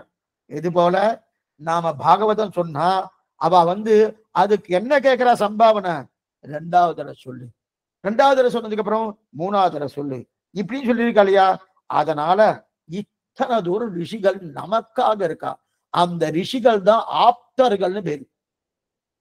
ஆழ்வார் தெரிகிறார், திருமோகூர் ஆப்தன். திருமோகன் திவ்யதேசம் மதுரையில் இருக்கு. தாளடைந்தோர் தங்கட்கு தானே வடித்துணையாம் காலமேகத்தை கதியாக்கின்னு மணவாளமாவில் திருவாய்வு நூற்றந்தாய் தெரிவிக்கிறார். தாளதாமரை தடமனைவையல் திருமோகூர் நாளும் மேவி நன்கமர்ந்து நின்று அசுரரை தகர்க்கும் தோலும் நான்குடை சுரிகுழல் கமல கண்கணிவாய் காலமேகத்தை அன்றி மற்றொன்றிலம் கதியேன்னு தெரிவிக்கிறார் இல்லையா. அப்படி இருக்கச்சதே அந்த காலமேக பெருமாள் தான் ஆப்தன். அதே போல ரிஷிகள் தான் ஆப்தர். ஆப்தன் என்ன, நம்பிக்கைக்கு பாத்திரபூதமானவர்கள் பேரு. எனக்கு கூட நிறைய பேர் பந்துக்கள் இருக்கா, உறவினர்கள் இருக்கா. நம்பிக்கைக்கு உறவினர்கள்னா ஆப்தர் கிடையாது, நண்பர்களும் ஆப்தர் கிடையாது. ஆப்தர்னா யாருமா, உண்மையை உண்மையாக நம்மிடத்தில் உண்மையாக சொல்பவர்கள் தான் ஆப்தர்னு பேரு. இது நண்பர்கள் பண்ணுவாரா பாரு, பந்துக்கள் பண்ணுவாரா பாரு, பார்க்கப்படா. ரிஷிகள் அது பண்ணியிருக்கா இல்லையா. அப்படிப்பட்ட நம்ப விரும்பத்தக்கவர்கள், நன்மை விரும்பிகள். சில பேர்லாம் ஒரு கடிதாசம் போடுவா, நன்மை விரும்பின்னு போடுவா, ஒண்ணும் கிடையாது, அவன் பேரை போட்டுக்க மாட்டான், அவர் நன்மை விரும்பியே கிடையாது. இவெல்லாம் நன்மை விரும்பிகள். அவர்கள் பண்ணின அனுகிரகத்தை 2வது இன்னொன்னு என்ன தெரியுமா, பகவான்கிட்ட நேரடிய அனுகிரகத்தை பெற்றவர்கள் ரிஷிகள். ரிஷிகள் எல்லாமே அந்த பகவான்கிட்ட நேரடிய அனுகிரகத்தை பெற்று உண்மையை தவிர மற்றொன்று அவர்களுக்கு பேசவே தெரியாது. ரிஷிகளுக்கு உண்மையை தவிர தெரியுதா. அப்பா இவர்கள் சொன்னதுக்கு ஆராய்ச்சி பண்ண வேண்டிய அவசியமே இல்லை. சுவாமி அவர் சொல்லிட்டு ஒண்ணுமே இல்லை. நம்ம அரசாங்கத்திலேயே சுப்ரீம் கோர்ட் வந்துருச்சுன்னு வச்சுக்கேன், சுவாமி சுப்ரீம் கோர்ட் முடிவு பண்ணிட்டு இனிமே ஒண்ணும் கிடையாது, அதெல்லாம் ஒண்ணுமே இல்லை. ரிஷிகள் வாக்கியம் இருக்கா, அதுக்கு மேல பேச வேண்டாம், அதுக்கு மேல எதுவும் பேச வேண்டாம். அந்த அளவுக்கு அவருடைய வாக்கியம் ஆப்த வாக்கியன்னு பேரு. ஆராய்ச்சி பண்ண வேண்டிய அவசியமே இல்லை. மேலும் நம்முடைய சனாதன தர்மத்திலே வைதிக சித்தாந்தத்துல பிரதானமாக 3 மகனீயர்கள் இருக்கா. யாரா தெரியுமா, ஆதிசங்கரர், மாத்வாச்சாரியர், ஸ்ரீ ராமானுஜன். இவா 3 பேருமே வைதிக மதத்தை நன்னாக போற்றி பாதுகாத்து வளர்த்தவர்கள். சித்தாந்தத்தின் அடிப்படையில வேற வேறு கொள்கையா இருக்கலாம். ஒருத்தர் விசிஷ்டாத்வைத்தம், இன்னொருத்தர் அத்வைத்தம், இன்னொருத்தர் தைத்தம். ஆனா 3 பேருமே ஸ்ரீமன் நாராயணன் தான் பரதேவதை, வேற யாரும் கிடையாதுன்னு ஒத்துக்கொண்டவர்கள், சாஸ்திர மரபன்படி இருப்பவர்கள். அப்படி இருக்கச்சதே அவர்கள் எல்லாமே ஒருமிடராக ஒத்துக்கொண்டதுன்னா இந்த பாகவதம். ஒருமிடராக ஒத்துக்கொண்டது இந்த பாகவதம் தான். இந்த புஸ்தகத்தை நீங்க ஆராய்ச்சி பண்ணாதீங்கோ சொல்றது 3 பேரும் ஒத்துட்டு இருக்கா. ஆதிசங்கராகட்டும், பகவத்பாதர் ஆதிசங்கராகட்டும், மாத்வாச்சாரியராகட்டும், அதே போல சுவாமி ராமானுஜராகட்டும், இப்ப 3 பேரும் ஒத்துட்டு இருக்கா இல்லையா. அப்பன்னா இவர்கள் யாரும் ஆராய்ச்சி ஒரு தடவை பார்க்கலாமே எப்படி இருக்குன்னு அது ஆராய்ச்சி பண்ணவே இல்லை. சரி சுவாமி சில பேர் என்னன்னு சுவாமி பாகவதம் சுவாமி இப்ப அது காலாராய்ச்சி பார்த்தா ஒரு 700-800 வருஷத்துக்கு முன்னாடி வந்திருக்கலாம். 8,000 இல்ல 10,000 வருஷத்துக்கு முன்னாடி வந்திருக்கலாம். அப்ப இருக்கிற காலகட்டத்துக்கு தகுந்தா போல அவ எழுதியிருக்கா சுவாமி. இப்ப நீங்க அறிவியல்ல போனேன்னு வச்சுங்க, ஒவ்வொரு காலகட்டத்துக்கு மாறிண்டே வரும். ஒவ்வொரு காலகட்டத்துக்கு அது மாறிண்டே வரும். இந்த காலத்துல இவ இதை கண்டுபிடிச்சான்னா அந்த கண்டுபிடிப்பு தப்பு, அதை விட இன்னொன்னு இருக்கு, அடுத்தது வரும். அடுத்து இன்னொரு 200 வருஷம் ஆயிடுச்சுன்னா அந்த கண்டுபிடிப்பு தப்பு, அதை விட இன்னொன்னு இருக்குன்னு வருது இல்லையா. அதே போல இவர் 8,000 வருஷத்துக்குள்ள பண்ணியிருக்கலாம். அந்த காலகட்டத்தில் சரியா இருந்திருக்கா சுவாமி, இந்த காலத்துக்கு அப்படி சரியா வருமானா? இந்த இடத்துல ரிஷிகள் அப்படின்னா திரிகாலஜர்கள், 3 காலத்தையும் அறிந்தவர்கள். இறந்த காலம் என்ன, எதிர்காலம் என்ன, நிகழ்காலம் என்ன, 3 காலத்தையும் அறிந்தவர்கள் ரிஷிகள். 3 காலமும் வாழ்க்கை நல்லா தெரியும். இப்ப இல்ல, இப்ப என்ன ஆயிடுச்சு, ஒரு 8000 வருஷத்துக்கு முன்னாடி சொன்னோமோ, இன்னும் 80,000 வருஷம் போட்டுமே, 8 லட்சம் வருஷம் போட்டுமே, எத்தனை ஓடினாலும் இதே பாகவதம் தான், இதே ராமாயணம் தான், இதே மகாபாரதம் தான். இது மாறுமான மாறப்போவதே கிடையாது. அப்ப என்னவா சுவாமின்னா, அதுக்கு தகுந்தா போல அதுதான் அடைய முதல்ல ஆரம்பத்திலே சொன்னேன், புதுசு புதுசா புதுசு புதுசா புதுசு புதுசா இருந்துருங்க. அப்ப அதேதான் இது மாறும் வருது சாமான்யமா. ஏன்னா புரியத்துக்காக சொல்றேன், இந்த மாதிரி சிலதெல்லாம் ஒரு 10 வருஷத்துல மாறிடும். ஒண்ணு வர நம்ம படிக்கிறோம்னு அறிவியல் படிக்கிறோம், பொறியியல் படிக்கிறோம், அது வக்கீலுக்கு சரி நிறைய பேர் படிக்கிறா பாருங்க, அவ படிக்கிறா. கணக்கு புஸ்தகம், சார்ட்டர்ட் அக்கௌண்டன்ட் எல்லாம் படிக்கிறா இல்லையா, மாறிட்டே வருது. இப்பெல்லாம் வருஷத்துக்கு மாறுது, மாறிண்டே வருதுன்னு. இப்ப கம்ப்யூட்டர் எல்லாம் முதல்ல ஒரு மாதிரியா இருந்தது, அப்புறம் இன்னொரு மாதிரியா இருந்தது, அப்புறம் இன்னொரு மாதிரி, அதெல்லாம் ஒவ்வொன்றும் மாறிண்டே வருதுனோ. அந்த மாதிரி வாட்டு அப்ப தொழில் ரீதியா அதெல்லாம் மாறிண்டே வருது பாருங்க. அதே போல இன்னொன்னு என்னது, உடல் ரீதியா மாறிண்டு வருது. இப்ப நம்ம உடல்லயே ஒவ்வொரு வியாதி, இப்ப நான் 5 வருஷம் சமப்பட்ட போனோம், யாரும் எல்லாரும் முகத்திரை வைத்துக் கொள்ளணும், வாயை மூடிக்கணும், கையெல்லாம் நல்லா அலம்பணும். இதெல்லாம் என்னைக்கோ நம்ம சம்பிரதாயம் சொல்லிட்டு இருக்கா, சொல்லிட்டு இருந்தாரணும். இப்ப அதெல்லாம் மாறிட்டு இருக்கணும், இப்ப உடல் ரீதியா மாறிட்டு இருக்கணும். ஆனா இது மாறுமானா மாறாது சாமி. உடல் ரீதியா மாறி இருக்குன்னு நீங்களே ஒத்துக்கிறல, இதுவே மாறாது. இது ஆத்மா ரீதியா பண்ணது. ஆத்மா மாறும்னா மாறாது, உடல் தான் மாறும். சரீரம் என்னைக்கும் மாறுதலுக்கு உட்பட்டது. சரீரம் அச்சித்து, சரீரம் என்னைக்கும் மாறுதலுக்கு உட்பட்டது. ஆனா ஆத்மா மாறுதலுக்கு உட்பட்டதுன்னா அது மாறப்போவதே கிடையாது. ஆத்மா எப்போதும், ஆத்மாவும் பரமாத்மாவும் எப்போதும் ஒரே நிலையாகத்தான் இருக்குமே தவிர மாறவே மாறாது. அப்ப போவாத ஆத்மா அது என்ன சுவாமின்னா மாறவே மாறாது, மாறப்போவதே இல்லை. அப்ப நமக்கே மாறாம இருப்பதுன்னா ஒரு ஆசை இருக்கும். மாறிண்டே இருந்து வச்சுக்கணும், சுவாமி அவர் மாறிட்டு இருக்கார் சுவாமி, நேற்று இந்த வார்த்தையை சொன்னார், நாளைக்கு என்ன சொல்லுவாருன்னு தெரியல, அவர் மேல நம்பிக்கை இல்லைன்னு வந்துடுறதுன்னு. அதே மாறாதவர் ஒருத்தர் கிடைச்சாரு, ரிஷிகள்லாம் மாறவே மாட்டார்.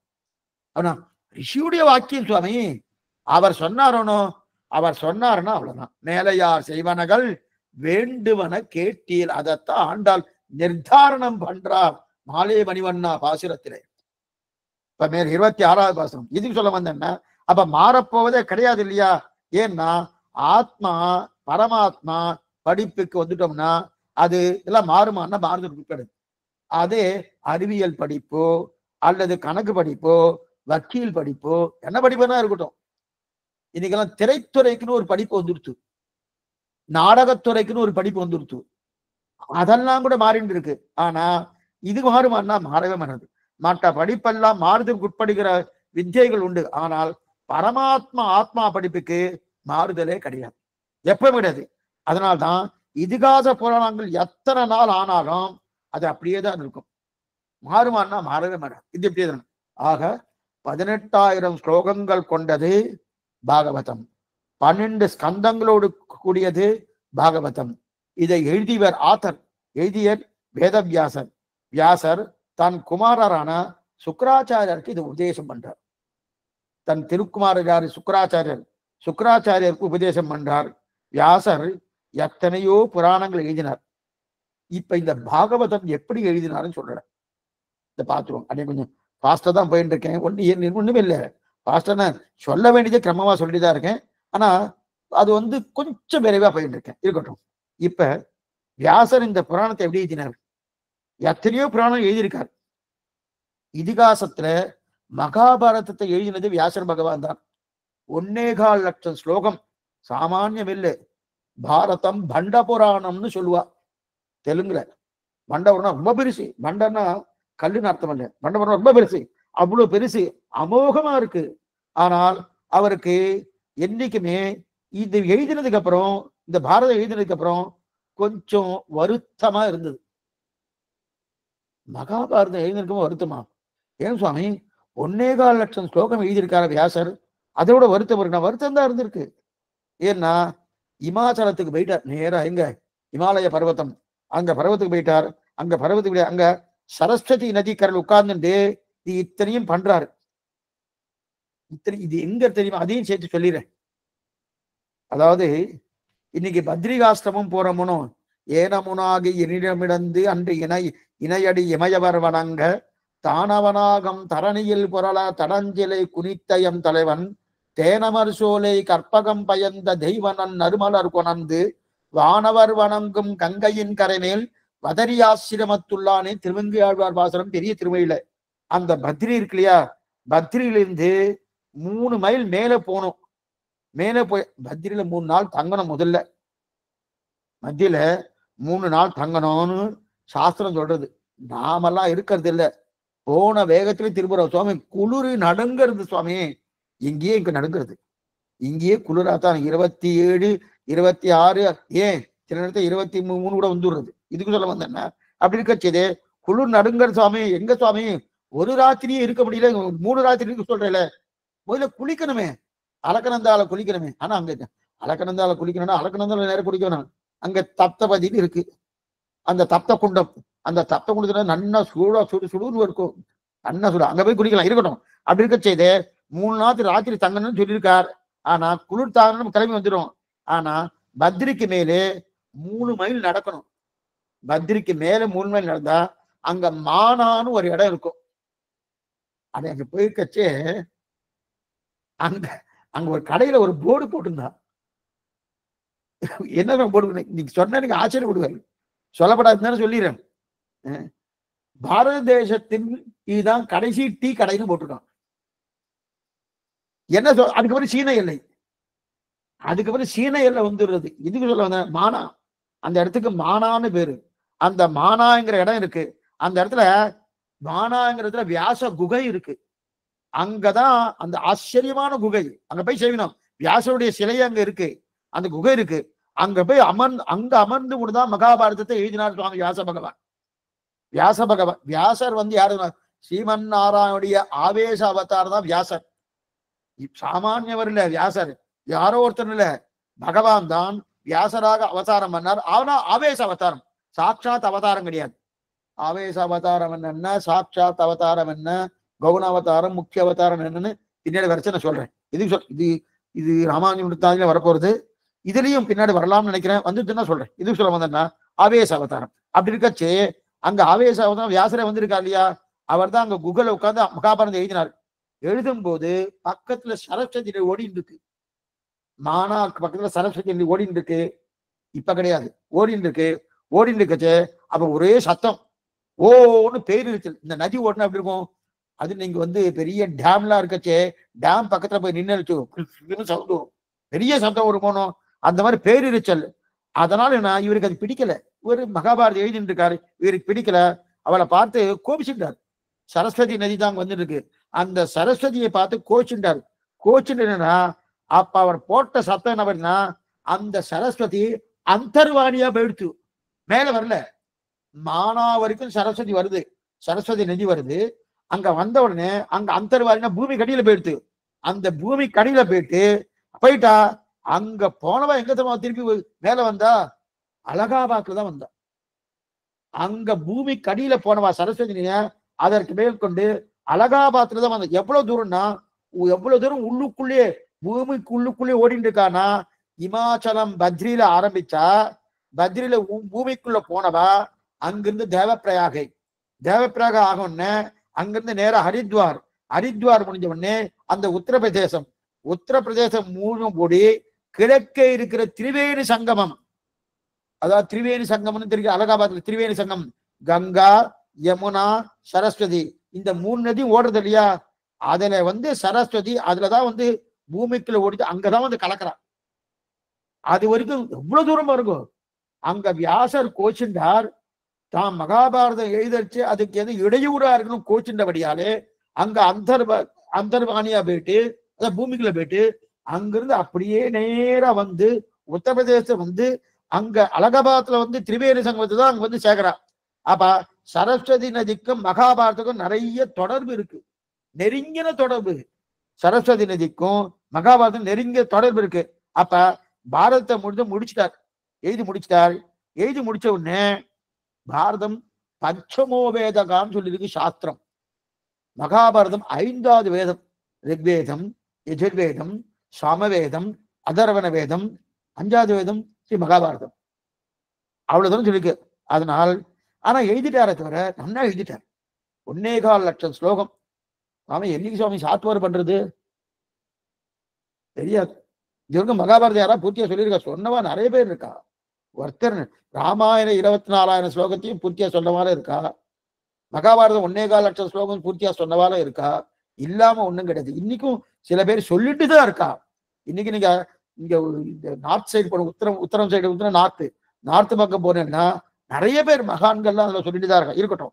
அப்படி இருக்கச்சே இவர் இவ்வளவு தூரம் 1.25 லட்சம் ஸ்லோகம் பூர்த்தியா எழுதினாருனோ அவருடைய திருவுள்ளத்துல திருப்தியே இல்லை. 1.25 லட்சம் ஸ்லோகம் எழுதினாருல திருப்தி இல்லை. யோசிக்கிறார், ஏன் சுவாமி திருப்தி இல்லை? ஏதோ நம்ம தப்பு பண்ணிட்டோம்னு வியாசர் யோசிக்கிறார். என்ன யோசிக்கிறார் பார்த்தா ஏதோ யோசனை வருது. தப்பு பண்ணிட்டோம்னு. ஏன்னா பாரதம் நன்னா தான் எழுதணும். ஆனா பாரதத்துல எழுதும் போது யாரையோ சொன்னோமே, எதை சொல்லணுமோ அதை விட்டுட்டு மற்றவாள்லாம் எழுதினமோன்னு ஒரு வருத்தம் வியாசருக்கு. அப்படின்னா என்ன? நாராயண கதை எழுதுனன்னு தான் இவர் ஆரம்பிச்சார். நாராயணனை பத்தி கதை எழுதுன்னு ஆரம்பிச்சார்.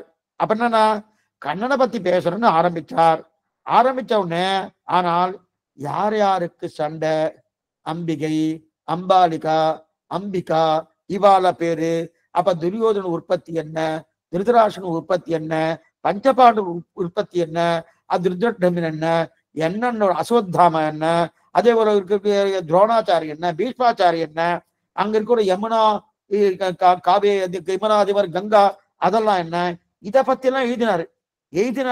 யார பத்தி எழுதினார்? அது மட்டும் இல்ல, எழுதினது மட்டும் இல்ல, யுத்தம் 18 நாள் யுத்தம். அந்த 18 நாள் யுத்தத்தெல்லாம் பூர்ணமா எழுதினாரு.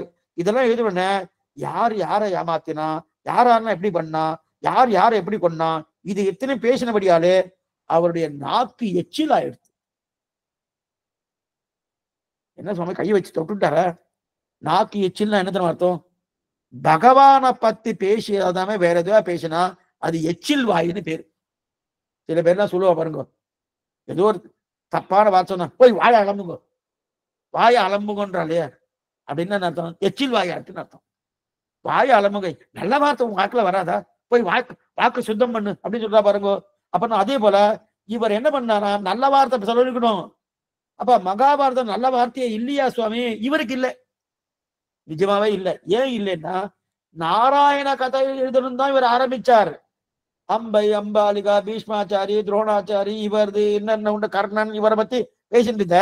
அப்ப என்ன பிரயோஜனம்? ஒரு பேர் அதனால என்ன ஆயிடுச்சுன்னா இவருக்கு அந்த மகாபாரதம் எச்சில் வாய்ப்பு எடுத்து. அப்ப மகாபாரதனால இவருக்கு என்னன்னா இவருக்கு வருத்தம் வந்துடுத்து. ஏன்னா நம்ம எதற்கோ உபயோகப்படுத்த விட்டானே. கண்ணனை பற்றி பேச ஆரம்பிச்சா அது கடைசியில் எங்க இருந்தது? ஏதோ பத்தி போயிடுத்து, எத்தத்தை பத்தி போயிடுச்சு, இது தப்பு அப்படின்னு சொல்லிட்டு இனிமே என்ன பண்ணும்? கண்ணனை பத்தியே பேசணும், வேற எதுவும் பேசப்படாது அப்படின்றதுக்காக தான் இனிமே பாகவத புராணம் பாடுவோம்னு முதல் ஸ்லோகத்திலிருந்து கடைசி ஸ்லோகம் வரை பகவத் கதை தான். இப்ப நாம பெண் பண்ணோம், மகாபாரதம் படிக்கலாம், பாகவதம் படிக்கலாமா சுவாமி? எச்சில் வாயில் இத்தனை நீங்க தானே சுவாமி சொல்லிட்டேன். வேதவியாசரே மகாபாரதம் படித்தா எச்சில் வாயின்னு சொல்லிட்டாருன்னா எதோட கம்பேர் பண்ணணும்? பாகவதத்தோடு கம்பேர் பண்ணும் போது என்ன பாத்துங்க. அப்பனா இப்ப அடிய சொன்ன சார் மகாபாரதம் எச்சில் வாயா இந்த சுவாமி சொல்லிட்டார் அதனால அது வேண்டாம் அப்படின்னு நினைக்காது. மகாபாரதத்தோடு கம்பேர் பண்ணும் போது அது எச்சில் வாய். இது சொன்ன அதனால என்ன பண்ணாரா? அதனால என்ன பண்றது? பாகவத பாடுவன்னு முதல் ஸ்லோகத்திலிருந்து கடைசி ஸ்லோகம் வரையே பகவத் கதை தான். இதை தவிர வேற எதையும் அவர் பாடப்போவதில்லைன்னு பாகவத புராணத்தை எழுதினார். இதுதான் பாகவத புராணத்தை எழுதுறதுக்கு எது காரணம்? பிரதான காரணம் மகாபாரதம். என்ன சொல்ல மகாபாரதம் சொல்லிட்டு அதை தப்பா எழுதிட்டோன்னு நினைக்கிறாரு. தப்புன்னா இவர் ஏதோ ஸ்லோகங்கள் தப்பு, சரித்திரம் தப்புன்னு கிடையாது. இவர் மனசுல கண்ணனை பத்தி எழுதணும்னு நினைச்சார், அத கண்ணனை பத்தி எழுதியிருக்கார். ஆனா கூடவே மற்றவாளையும் எழுதியிருக்காருனோ, என்னென்ன உண்டு பஞ்சபாண்டவாலையும் கௌரவாலையும் மத்தெல்லாம் பத்தி எழுதியிருக்காருனோ, அதெல்லாம் இவருக்கு படியல.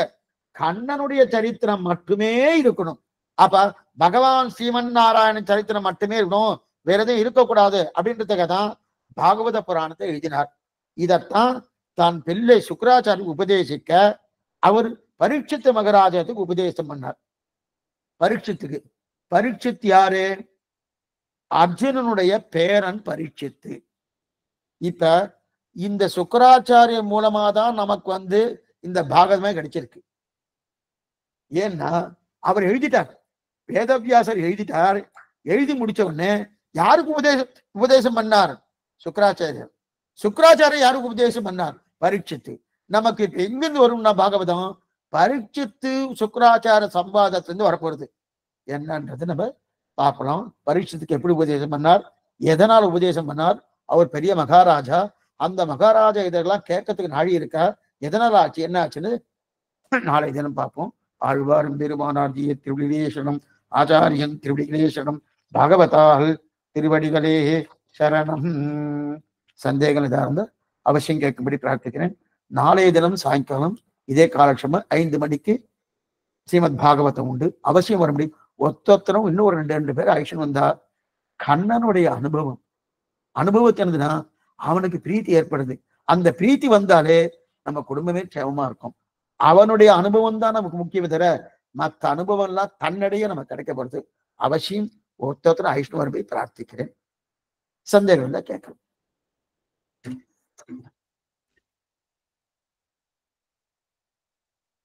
பரீட்சித்து யாரோட பேரன்னு சொன்னேன்? அர்ஜுனனின் பேரன். அர்ஜுனனோட பேரனா? அப்ப அவருடைய அவர் பையன் யாரு? அவருடைய நாளைக்கு வரப்படுது. ஓகே, நன்றி நன்றி சுவாமி. அந்த சரித்திரம் நாளைக்கு வரப்படுது. சுவாமி அடியன் சுவாமி. சுவாமி அந்த குரு பரம்பரை சொன்னேலே சுவாமி, அஸ்மத், அது மட்டும் கொஞ்சம் சொல்லுங்க சுவாமி, எழுதிக்கிறேன். அஸ்மத் குரு சமாரம்பாம். அடியன் சுவாமி. அஸ்மத் குரு சமாரம்பாம் யதிசேகர மத்தியமாம்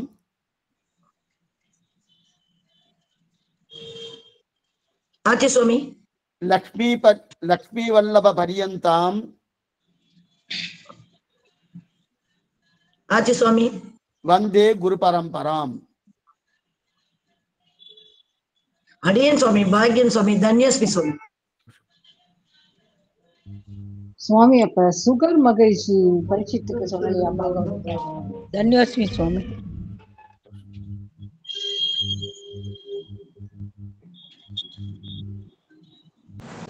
சுவாமி அப்ப சுகர் மகரிஷி சொல்லலையா பாகவதம் பரீட்சித்துக்கு? பாகவதத்தை எழுதினது வியாசர். பாகவதத்தை எழுதினது வியாசர். வியாசர் உபதேசம் பண்ணது சுக்கராச்சாரியாருக்கு. சுக்கராச்சாரியார் பரீட்சித்துக்கு உபதேசம் பண்றார். நாளைக்கு அந்த சரித்திரம் வரும். பரீட்சித்து யாருன்றது வரும். அபிமன்யுடைய பிள்ளை பரீட்சித்து, அர்ஜுனுடைய பிள்ளை அபிமன்யு, அபிமன்யுடைய பிள்ளை பரீட்சித்து. அப்ப சுகர் மகரிஷி? சுகர் மகரிஷி வியாசருடைய பிள்ளை. என்னம்மா இத்தனை நாள் கேட்டு இருந்தேலம்மா, சொல்றான்னு சொன்னேனே. அடியேன் சுவாமி. சொல்லுங்கம்மா. எல்லா வாரமும் கிளாஸ் இருக்குல்ல சுவாமி?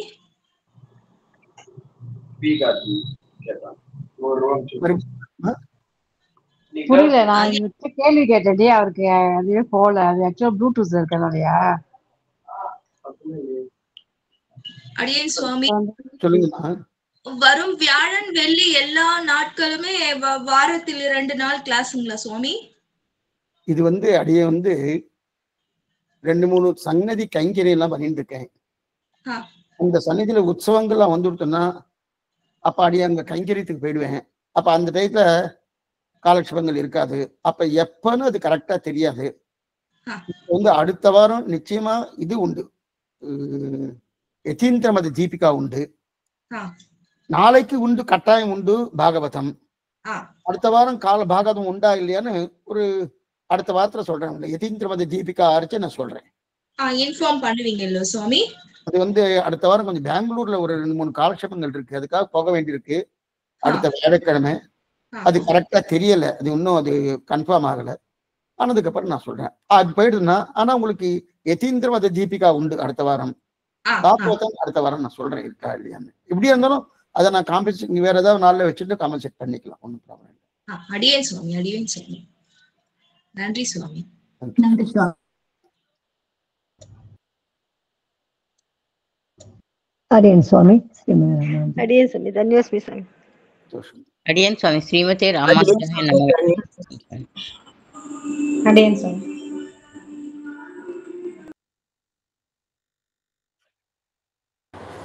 Pro research kare Swami Srimati Ramanujaaya Namaha. Aடியேன் தன்யோஸ்மி.